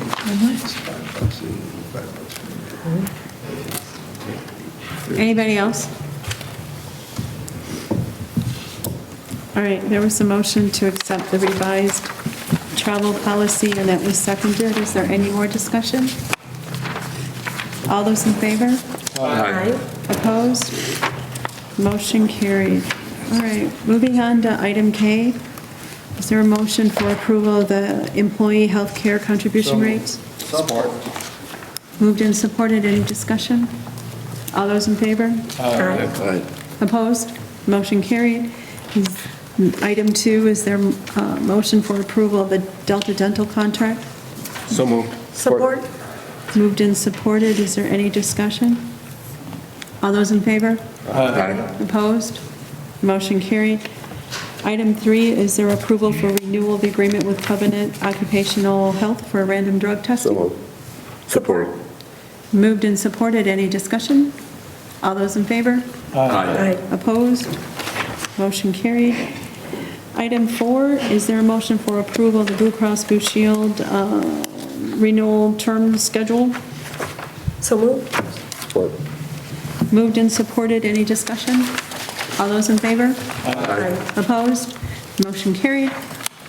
And is there a motion for approval of the stop-loss contract? So moved. Support. Moved and supported. Any discussion? All those in favor? Aye. Opposed? Motion carried. Is there a motion for approval of the general fund payables? Support. Moved. Who moved it? Support. I moved it, sorry. Support. There you go. All right. I'm jumping Moved and the train. supported. Any discussion? All those in favor? Aye. Opposed? Motion carried. That brings us to the budget. Do you guys want to take a 5-minute break before we discuss that item? Moved and supported. All right. If there's no objection, we'll take a 5-minute break and come back. Is that all right? We are on item M. There's a lot of pages here. On item M, the 2023 Bay County budget, and I would like to start with Bob, since we hired Bob to review the budget and make recommendations. So could you share with us your analysis, your thoughts, your review of the proposed budget?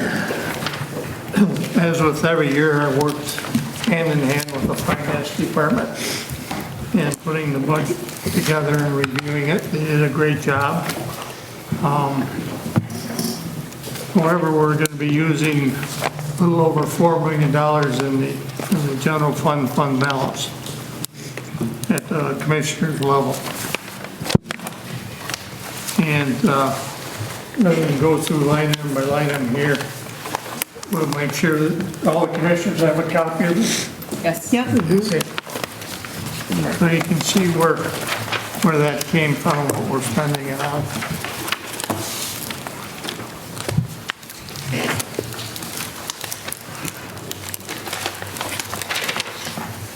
Did you propose or recommend any changes to the executive budget?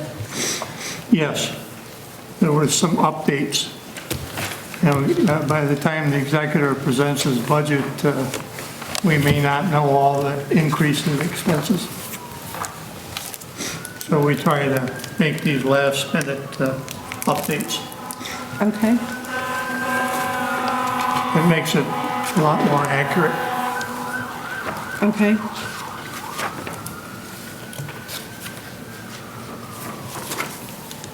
Shauna, can you kind of do a run-through of some of the changes from last year? Sure. From the finance side of things? Sure. Want to open it up to questions? Well, let her summarize first, and then we'll open and put you on the hot seat still. As this board knows, there was a need to increase wages and fringes, which is $2.5 million over last year's budget. We also have $2.9 million in new capital items that have to be addressed in the next year. However, these are one-time expenses. These are not ongoing expenses. unlike the wage and fringe increase. We are also, so the last indirect cost plan that we recognized was 2020, which obviously was a lot less activity around the county.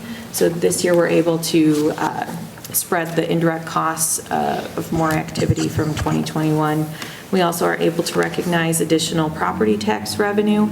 Over last year, we're going to be collecting over $784,000 in additional property tax revenue. We were also successful in millages for animal services and 911, which, as you can see, have a great impact on our budget, and we're thankful for the support of the taxpayers. We also received additional revenue under risk management than we had anticipated. It's over $100,000. Public safety grant revenues increased. There are also expenditures related to that. The Board of Commissioners, your scanning project is in progress. At this point, the board's there's been over 25,000 documents that have been scanned and are in the process of being indexed. This creates immense historical value for this board in being able to access old resolutions and old motions and old materials so that you can understand what happened during those meetings. However, we're midway through that process. And there was also an increase in the retiree health insurance. We didn't have those rates at the time of the county executive's budget, and so we did have to increase that. That's generally the highlights. And then, yes, as Bob said, a little use of about $4 million in fund balance. Ernie. So maybe I missed it because there was so much to scan through. On the pool, Kristen, we're not planning on opening that pool this summer? It's status quo. The same amount that was budgeted for opening the pool is in the budget. Never had a tough time with land grants. I guess the concern was back during the 18 years was whether or not it was going to make it the next year. And then last year, with the physical condition of it and what it was going to cost, it didn't make any sense to go any further. That's why I'm asking the direction. So at this point, it's status quo. I think there's going to be some decisions we're going to have to make in the very near future due to, like you said, the infrastructure of the pool, but also the lifeguarding issue. But as of right now, it's status quo. Okay. Kim? No, I understand the capital projects that we need to do in order to keep everything up and keep everything running. The $2.5 million for, because we just negotiated about 9 contracts. 12. Well, who's counting? I mean, who's counting? Who had to attend all the, oh, wait, no, never mind. Are you saying that this next year, $2.5 million is the cost for 1 year for those contracts? The increase in those contracts. And that's wages and benefits, right? Wages and fringes, correct. Okay. So next year, what would the cost be for those, the second year of the contract? So actually, because of 9.9, it's an additional 4% for most contracts. So it would be the $2.5 million plus 4%. So that cost will increase. 7.3. But it won't be, well, it's not going to be $2.5 million again because No, $2.5 million no, is it's right here. 2.5. So it's right. 4%. And then it'll be 4%. So Yeah. approximately half of what the first year's increase is. You still have the 2.5, the additional. It's cumulative. Yes. Yes. But it should be known, too, that whenever we adopt a budget, that we may use fund balance in order to balance it. But in many, many cases, we have a surplus at the end of the year. Absolutely. So what we're doing is, I don't think this should alarm people that we're out of control here, but you need to have a number there in order to adopt the budget, but that does not necessarily mean that that's the end result of that budget. Agreed. I will point out one of the capital items that's a high dollar item is obviously the elevator. Anyone who's been to this building knows we're down to one elevator. It's a little less than $1 million, but that is included in the capital items for approval. Somebody told me with that elevator, you had to do something else as well. Sure, the fire panels, Kristen, do you want to talk about Was that included, was that part of the million, or is that? Yes. Okay. So we, in order to do the upgrades to the elevator, it's going to require us to come up to a certain code, and we will have to replace the fire panel and some component units to meet that code in order. Right now, we're grandfathered in with our old elevator, and once you make enough changes to your elevator, you're required to upgrade to the current code. And so that will be the additional cost of the fire panel and all the component units. Vaughn? The scanning, I sent in a comment about scanning. It seems like it sort of ballooned up more than we figured, so I just wonder how much of that is required. Is there a time frame, a statute of limitations for retaining those records? So I will tell you that we do have a records retention policy. I don't think that this project was meant to be a records retention issue. It's really an access issue.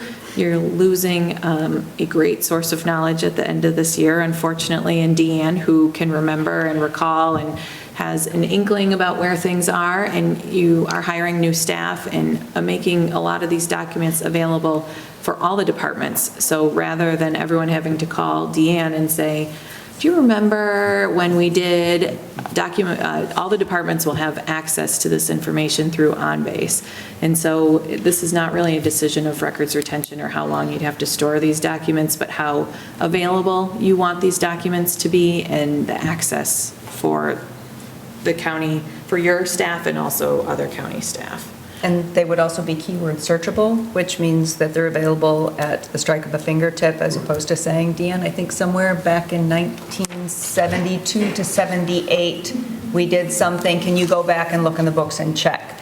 So at the end of the day, it is also a cost savings measure, because you're not going to be having your employee who's trying to get the resolutions done and get the agendas done, going back and trying to look for that information.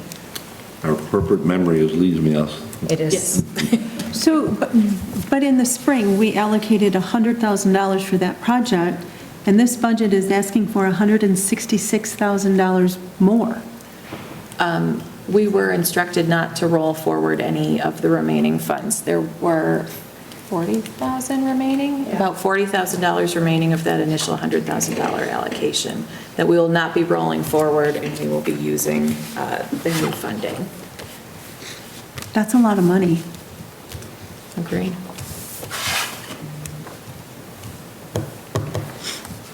Vaughn? Page 8 or page 87, number 20, I'd like to strike "and commissioners." It's the Wait. 2023 meeting per diem rates for boards and commissioners shall be reimbursed as follows. I'd like to strike "and commissioners." Where are you? It's on page, number 20 on page 8 or 87. Oh, Yeah, it's got two numbers on it.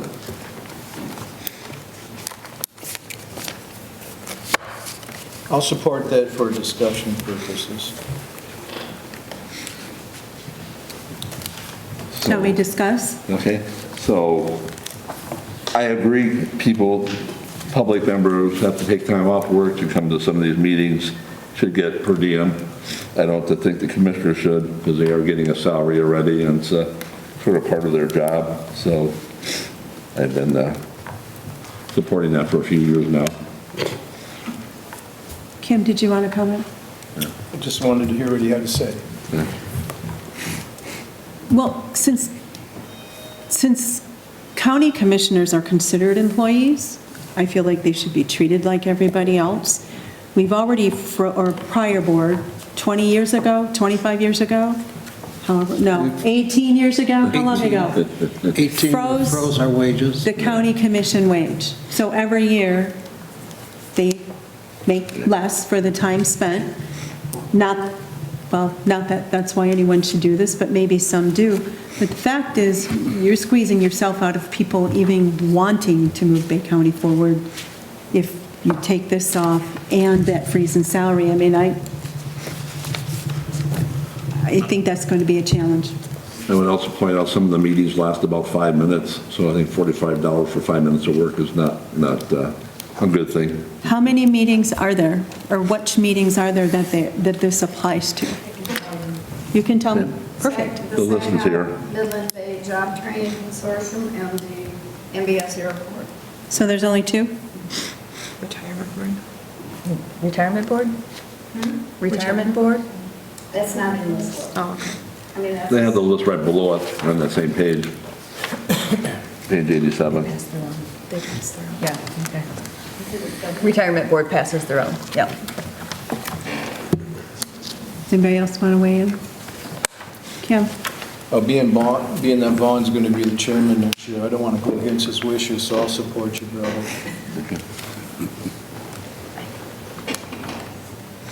Anybody else? Is this something we need to vote on then with the, or are we just discussing budget? Amber? I'm sorry. So there was a motion and a support for a particular line item. So we're voting on that, that's appropriate in the whole budget discussion? I think that what you need to do is you need to mark it, because won't the final motion be to pass the budget with the changes as noted? Next week. Next week, but it has to be referred. Right. Referred with. Right. So there's no need for a motion?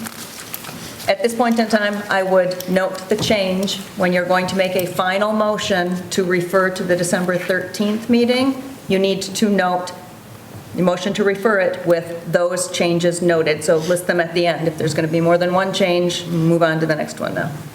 And then when it comes to the board next week, these items will be removed from the budget. So if someone disagrees, they should speak now? Correct. Does anyone disagree? Agree? You good? Yeah. We're moving on? Okay. Only took 18 years. It's going to happen next year anyway. Does this per diem also include mileage? Yeah, we should make changes. That's a separate paragraph? Okay. Mileage is a separate resolution. All right.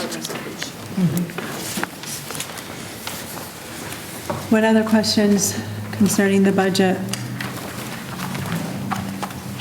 On the Board of Commission budget, how come there's a $75,000 amount for donation, contribution? The $75,000 is the big future contribution that was inadvertently left out at the executive level.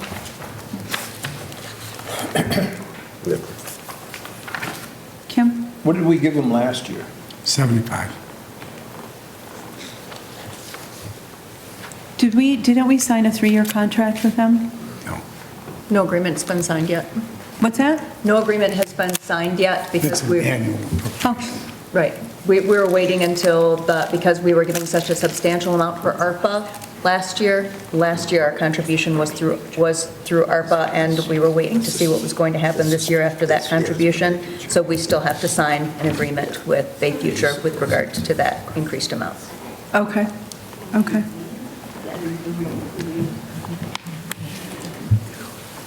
So I'm going to go back to the capital improvements, because I was really surprised to see all of these and stuff listed here. I didn't see that coming. So tell me about these priorities. Like, why do they all have to be done next year? Why isn't this spread out a little bit? I mean, we are shifting animal control, right? So I saw that budget zeroed out. That's in its own fund, right? Yes. And money starts coming this month. This month for that fund. February. So tell me why we have all of this on here this year that has to be done right now. Because that's a lot of money. We've increased costs, $2.5 million for our employees, which we needed to do. But that's a big hit. And the employee costs is an add-on to add-on to add-on. It just keeps growing. Well, go. Are you sure? Well, yeah, I'll just say, as you know, Commissioner Fox, posting positions, we had no applicants. Being juvenile home workers that are just like our corrections officers at the jail, in Bay County Law Enforcement Center, $10.33 an hour. So those were reclassed, and simply you're either going to have to shut down the departments because of lack of applications for people willing to work at that rate of pay. I know some of the concerns always, well, will a young person look at the pension? It's the pension and health care. But young people with student loans and, transportation to acquire as they begin their careers and all of the other things, that's not as important to them. They're looking at the wages. And so without offering, the board agreed to use some of the ARP money to Right. allow us to fill those positions. And That wasn't my question, though. We did the right thing there. My question was the capital improvement side. That was where my questions, I'm sorry if I wasn't clear. That was my fault. Sorry, Jim. When you're actually looking at this budget, there is, not everything in here comes from buildings and grounds, right? But myself, John, DJ, my team, we take a look at all of the properties we own, the 20-plus buildings we have, the projects we have out there.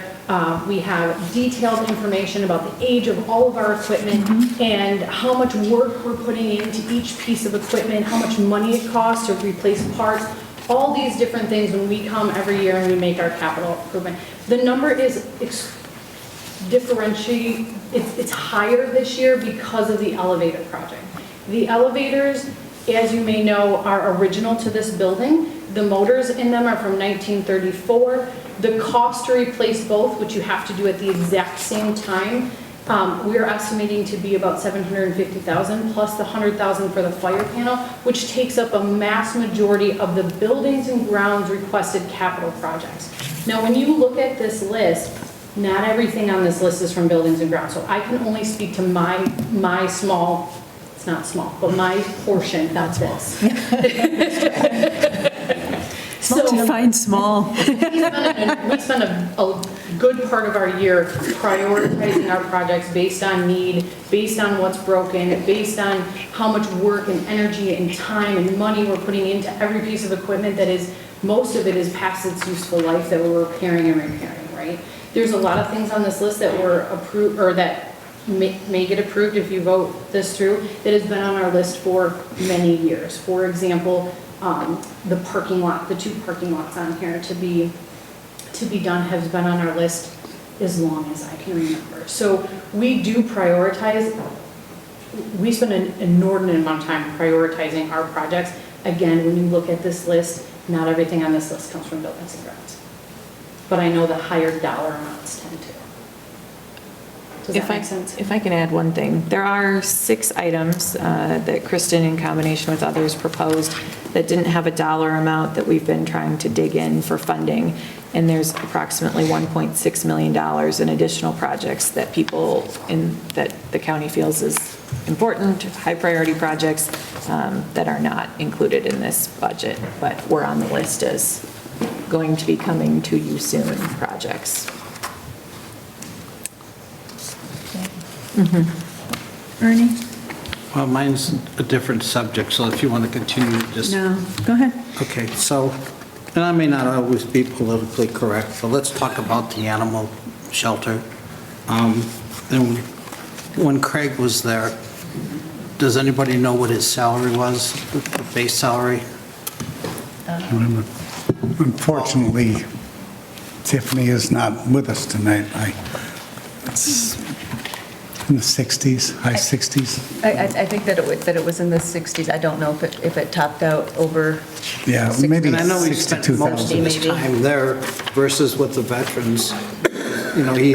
He's got a good crew that works here, so he really didn't have to do any babysitting. Minimal oversight over veterans. They knew what they had to do. He was a full-time manager, Ernie, at the animal shelter. The question I have then is, when we're talking about a new dog catcher coming in town, how did we come up with that base salary for them coming in? It's my understanding that the personnel director looked at the responsibilities for that particular type of job, and in order to transfer over, to be comparable to other managers that were serving under director, so a division manager, with the amount of people that they would be responsible for and the level of responsibility and liability, she basically scored it. And she said that because it was a manager position, it had to be a B-Camps position. I'm trying to remember which union. It had to be a B-Camps position, so she placed it in the closest level that she could to other comparable managers throughout the county. And that's how that number was calculated. It was basically on the existing levels that we had in a B-Camps for a manager position. The other concern that I have with this is, there was a millage that was put out there, and the people that I have had exposure to that was supportive of it was thinking that this millage that they were approving was going to be for a new facility. It is. But what we're doing is we're taking all of the expense from that animal control shelter away from our general fund, and now all of those expenses are going to go off that millage. Well, the millage language itself actually indicated that it was going to be used for operational expense as well as capital improvement. So it covered both.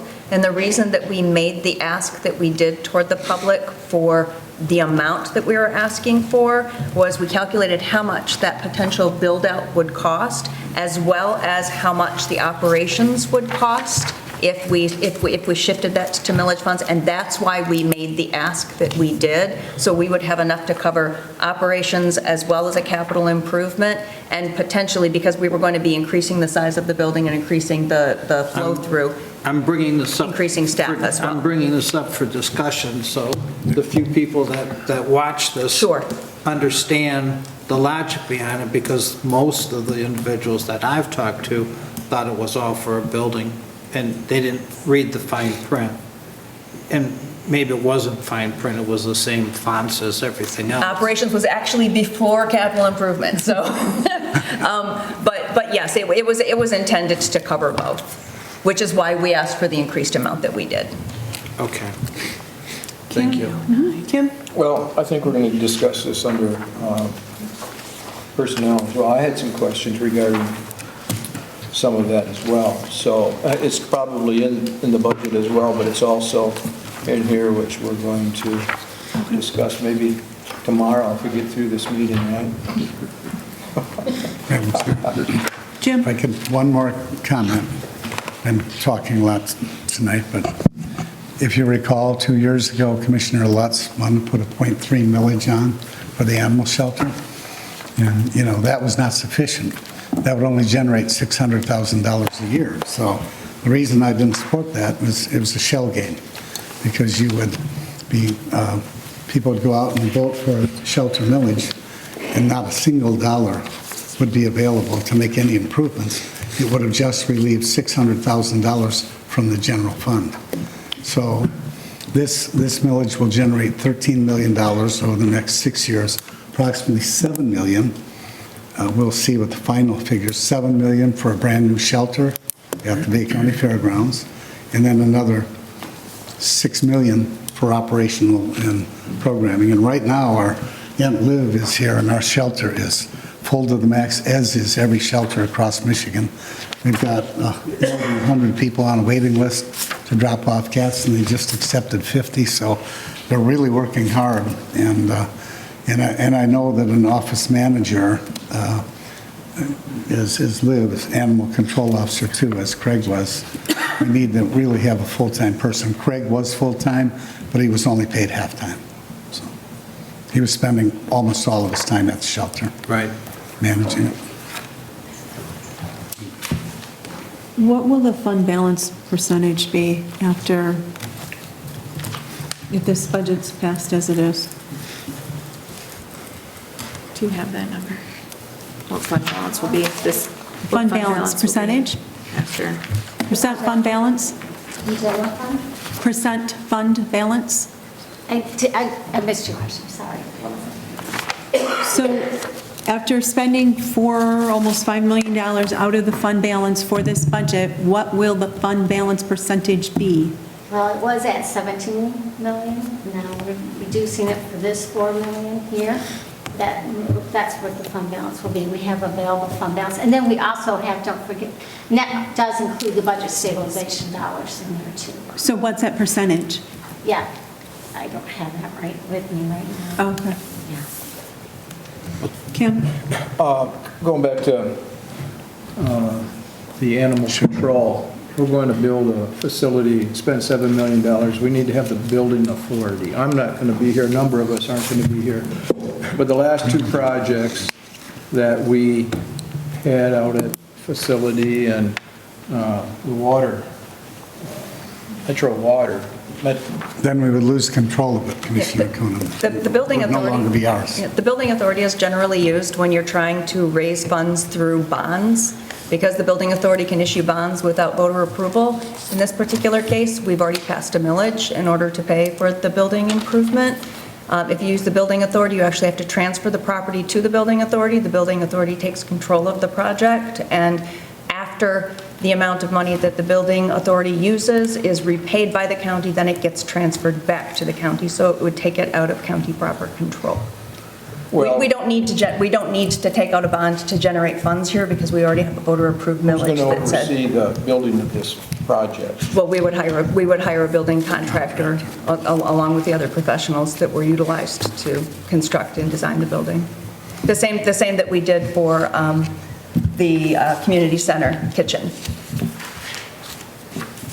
And the board did appropriate $25,000 to Tevis and Associates from Kansas, Pennsylvania. I think it's Kansas. Kansas. And, he's been in communication. We'll submit a proposal, but he's one of the finest architects of animal shelters. As you know, our shelter was a mosquito control building, so it was never designed to house animals. The HVAC system is horrible. I don't know how the staff can work out there. I think the smell, you get used to it when you spend 8 hours a day there. But I mean, if any of you have been up there recently, pardon me? I don't know if that's true. It's pretty, it's an extremely deficient building. That is a building that could be vacated and made available for other services for the county or storage, but it was never designed to be an animal shelter. And now with the Departments of Agriculture in each states, they oversee, they will give approval to new animal shelters, and because that was converted in 2006. The rules have changed. For example, you can't have dogs facing each other. It causes anxiety, makes them very unadoptable. They bark continuously.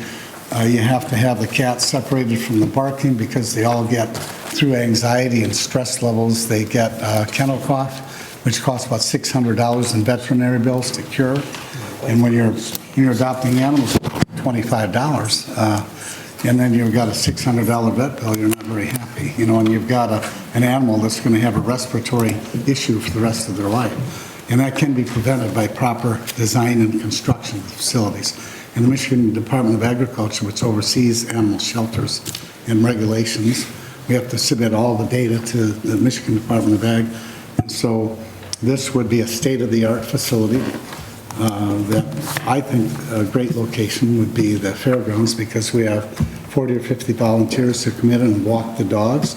They get exercise and exposure outside to sunlight and fresh air, and that makes them much more adaptable. They're much calmer than sitting day after day in a concrete cage. So there'd be, I know we just ordered today another 12 copies of the study. I'm not sure if you've received those, how many we had, but you paid for it, $25,000. It's a very refined document, and this firm is one of the finest in the country.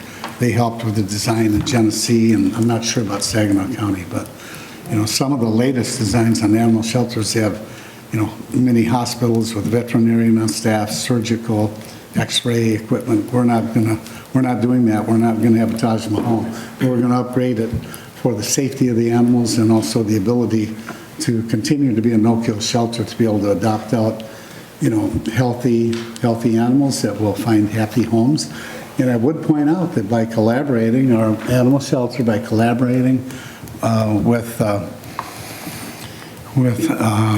All About Animals and also the Bissell Foundation, they pay every penny for the spaying, neutering, vaccinations, and microchips of every animal that we adopt. All of that is reimbursed as long as we adopt them. If we were to go out and capture feral cats, do all of that, and release them back into the community, Bissell will not reimburse us. So all of the progress we made on no-kill was basically funded by making these animals available for, was it, Liv, $25 for a dog and I think $15 for a cat at these adoption events. That really helps us place animals that need loving homes, and they come out healthy, and if they're lost, they can be returned to their owners with the microchips that have the information on who the owner is of the pet, and all of that was done at virtually no cost to the county, other than the additional labor of our very minimal staff. 7 or 8 employees out there that handle 4,000 or 5,000 animals a year. Ernie? So seeing that we're talking about animals, maybe Laura, if you could come up a second. I'd like to talk about a project that we started on a couple of years ago, which was going to be a dog park where the old driving range used to be. Commissioner Yes? Krieger, before you get to that, she has an answer on your salary question. Oh, very good. Would you like, okay, so Craig Gillette was allocated 56 hours to animal services, which was a total of $49,800. The proposed animal control manager is at an MBO 9, which starts at $55,000, tops out at $61,000, which was the appropriate level between the highest level of animal control officer. Very good. Appreciate that information. Good job. And also, the second position was not an additional full-time position. Both of these are taking part-time positions and moving them to full-time positions for both of these. They're not 2 new full-time positions. Okay. So, Ms. Laura, we started the wheels turning on a dog park that would have been on the other side of our county, be it at State Park, alongside State Park. I know that time was spent. We talked about monies that we were going to make available for fencing, a building that was going to be restored. And my hope is, and seeing that we have this money in our general fund, that would be put in the budget for 2023. And I see Tim's in the audience, that he will work on furthering that project, especially with all the individuals that come out to State Park that have to keep their pets on a leash, that would give them the opportunity to let them run and enjoy the freedom that the dogs on this side of town have at our own fairgrounds. So I'm hoping that there will still continue to be an effort to make this happen.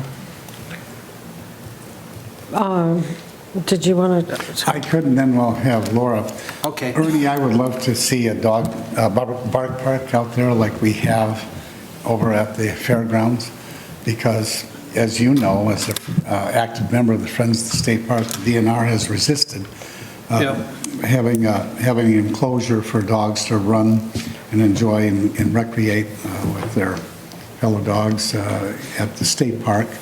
It is convenient, it's close to the park, and I can tell you that at the animal shelter, our park, which I think was initiated by all of you and I believe Commissioner Brian Elder, and $127,000 was donated by the Bay County Humane Society, I believe, either toward the renovation of the shelter or the park. However, it is widely used. I take Benji out there, and especially even after work during the day. This will be closer to home for you. Pardon me? This will be closer to home for you. And with the tolls on the bridge, look at the money you're going to save. But I think it would be a nice addition to Bangor Township, and we'll work with your successor here to see what, what we can do. I know it was important to you, and I hope we can accomplish it. And I know Laura's done a lot of work with Bangor Township and Glen Raleigh to make sure that everything was zoned properly. It took a little bit to kind of discern what that zoning would be, because it's going to be actually mixed zoning on that site. And so there would be both a planning request that would need to be made to have it comport with their plan, and then a zoning request, a rezone, and for a portion of the property. And so we have talked with Bangor Township, and they're very amenable to receiving those requests. There had been a proposal put forth by a private individual to kind of look at doing some making it into a golf activity, and so we kind of took a pause on that because that was going to be a money-generating activity. NOAA did not approve that concept, and so the status is we're just ready to make that proposal. There was that carve-out that Bangor Township did identify that shop that is there, if we were going to allow for commercial activity in there, that we would have to then set up some type of a taxing, Sure. so that it would meet with their zoning for recreation as well as activity, governmental, because right now it's exempt. Laura, could you give a little history on the actual site? It was bought with NOAA funds. Yes. And it has restrictions on what it can be used. Yes, it's about a 17-acre site. It was purchased, it was the old Par 3 property. It was for sale. It was purchased with NOAA funding for wetlands and habitat restoration. There are wetlands, there's a pond actually on that site. And so there are deed restrictions, as well as that property, pretty strict development requirements that it not be developed, that it be allowed for passive recreation, which NOAA then did authorize. We submitted that proposal. Amber helped with that, and that would for the dog park at a fairly limited area, and basically NOAA said less than 10% of that property would be developed, and so they were agreeable to allow for that activity to happen. That property was viewed as hopefully an exchange with the beachfront property, with that they had kind of captured, that DNR had captured through the beach grooming and kind of the set aside that they had done. And so we were looking to do some exchanging with them, with DNR. And that is still possible with this dog park, because this dog park comports with the DNR master plan for that state park.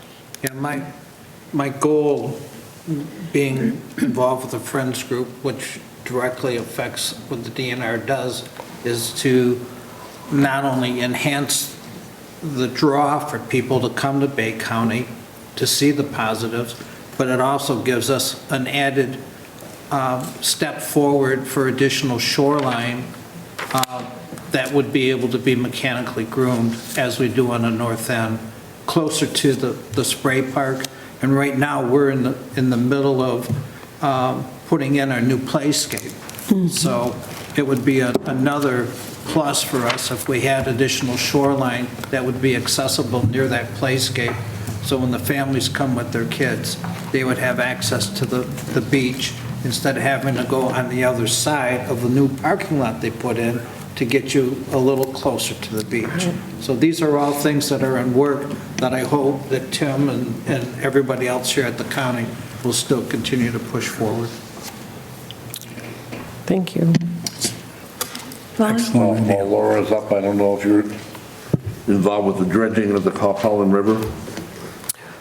It's not in the budget, so I just wondered where that project was at. I know Supervisor Rowley's been in a few times, and Right, I know we were exploring some options for that project, for match. We have to identify, the source of the funds, 600,000 matching funds. I was, as you know, from the result of our streamlined RAD conversion at Center Ridge Arms, we should be receiving about $630,000 as our county share on the tax credit development of that high-rise. And, that would be 600,000 that would be available. As you know, you're the appropriators, and whether it's done in January or down the road, I know I wrote a letter to the Corps of Engineers, and they agreed to say if we could identify a source of funding, they would extend the time frame in which we, the county can, or the township can produce the 600,000 matching funds. Not only would it dredge the Calcalon River, it would prevent flooding, would make it more safer, make it safer by removing those bridge abutments that are a hazard to the recreational users of the Calcalon River. And it is I think all of you got maps, on the size of the Calcalon watershed, and it does service about 50% of the county. So that's the rationale for seeking the matching funds, and I believe that an amount that sizable should be determined by the board, and ultimately you have to decide if you think Bay County should join Bangor in seeing this project through and identifying a source of various revenue streams that we have to fund it. We do have some possibilities to fund that amount, but I did not include it because we should provide the board the greatest flexibility you have if we want to proceed with the project, and the county provide the matching $600,000 approximately. Thank you. Kim? I think we should move the question or refer the budget to next week and get on with business. Are there any other comments related to the budget or questions? Is there a motion then to refer the budget to the full board for approval for next week? Madam Chair, point of order, is the motion I'm getting there. to refer the budget for approval next week with the removal of the word "and commissioners" from the first line of paragraph 20, page 8 of the General Appropriation Budget Act resolution? Yeah, you got me before I was done talking. Sorry. That's okay. What she said. Is there a second to that? I'll second it. All right. Any further discussion or new points of interest? New point of comment? All right. All those in favor? Aye. Opposed? Motion carried. All right. Are there any referrals? Unfinished business? New business?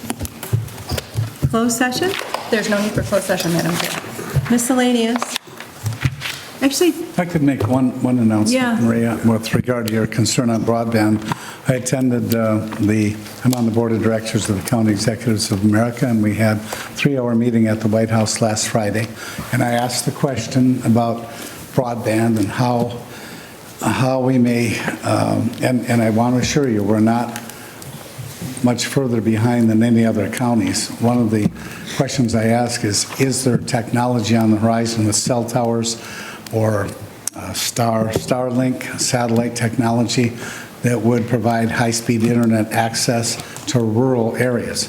And the individual there that was speaking on the issue, and we talked about BEAD and how important that was, allowing counties to use federal money for their match, 75% match. But I told them it's $80,000 a mile to lay fiber. And, we're a small county, and it's a considerable expense. And, you could lay 3 miles of fiber and have 5 or 6 customers on it. He said, imagine in Alaska, they've got 300,000 people spread out in a state that's bigger than Texas. And so there are challenges all across the country. And I just want to assure you that because I know it's been your passion to make sure that everyone has access, and I agree with you. And I know it had to be painful to see us divert that $150,000 for broadband, because so many people are relying on that, having access to that as soon as they can. But just for the record, too, I spoke with Bridget, the controller of Midland County, and 3 years ago, they did their needs assessment, and they still aren't to step one yet in terms of finding a provider to start laying the fiber or putting a platform together to get that access. We're waiting on the state to determine, unserved, underserved, and served with high-speed internet. It's a big challenge. We're going to move. I promise you, we're going to try to do everything we can to get internet access, and there's billions of dollars out there available, but it is just, there's one obstacle after another. And my hope is that somehow, as we move forward, we're going to find a more efficient and less cost-effective way to get internet access without laying fiber at $80,000 a mile.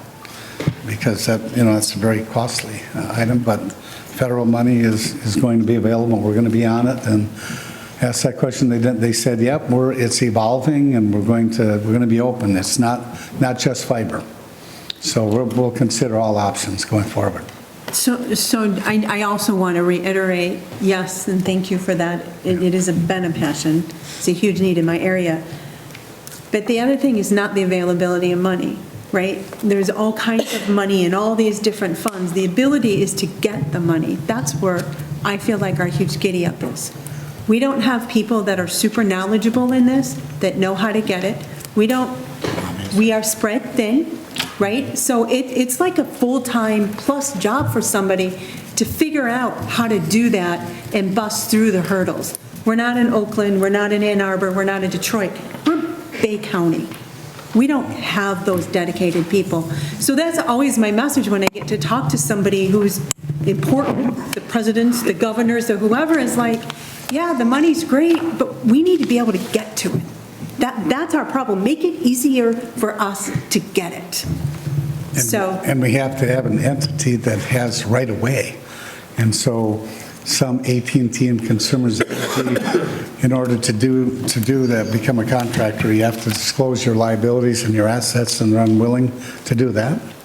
And so it is much more difficult. As you know, in Northern Bay County, we've had a couple of providers that have been sitting on a few $1 million in federal grants and still no action. Right. They got the money in hand, and still no action, but we're going to keep working at it. And I just want you to know we're in about the same boat as most of the counties are.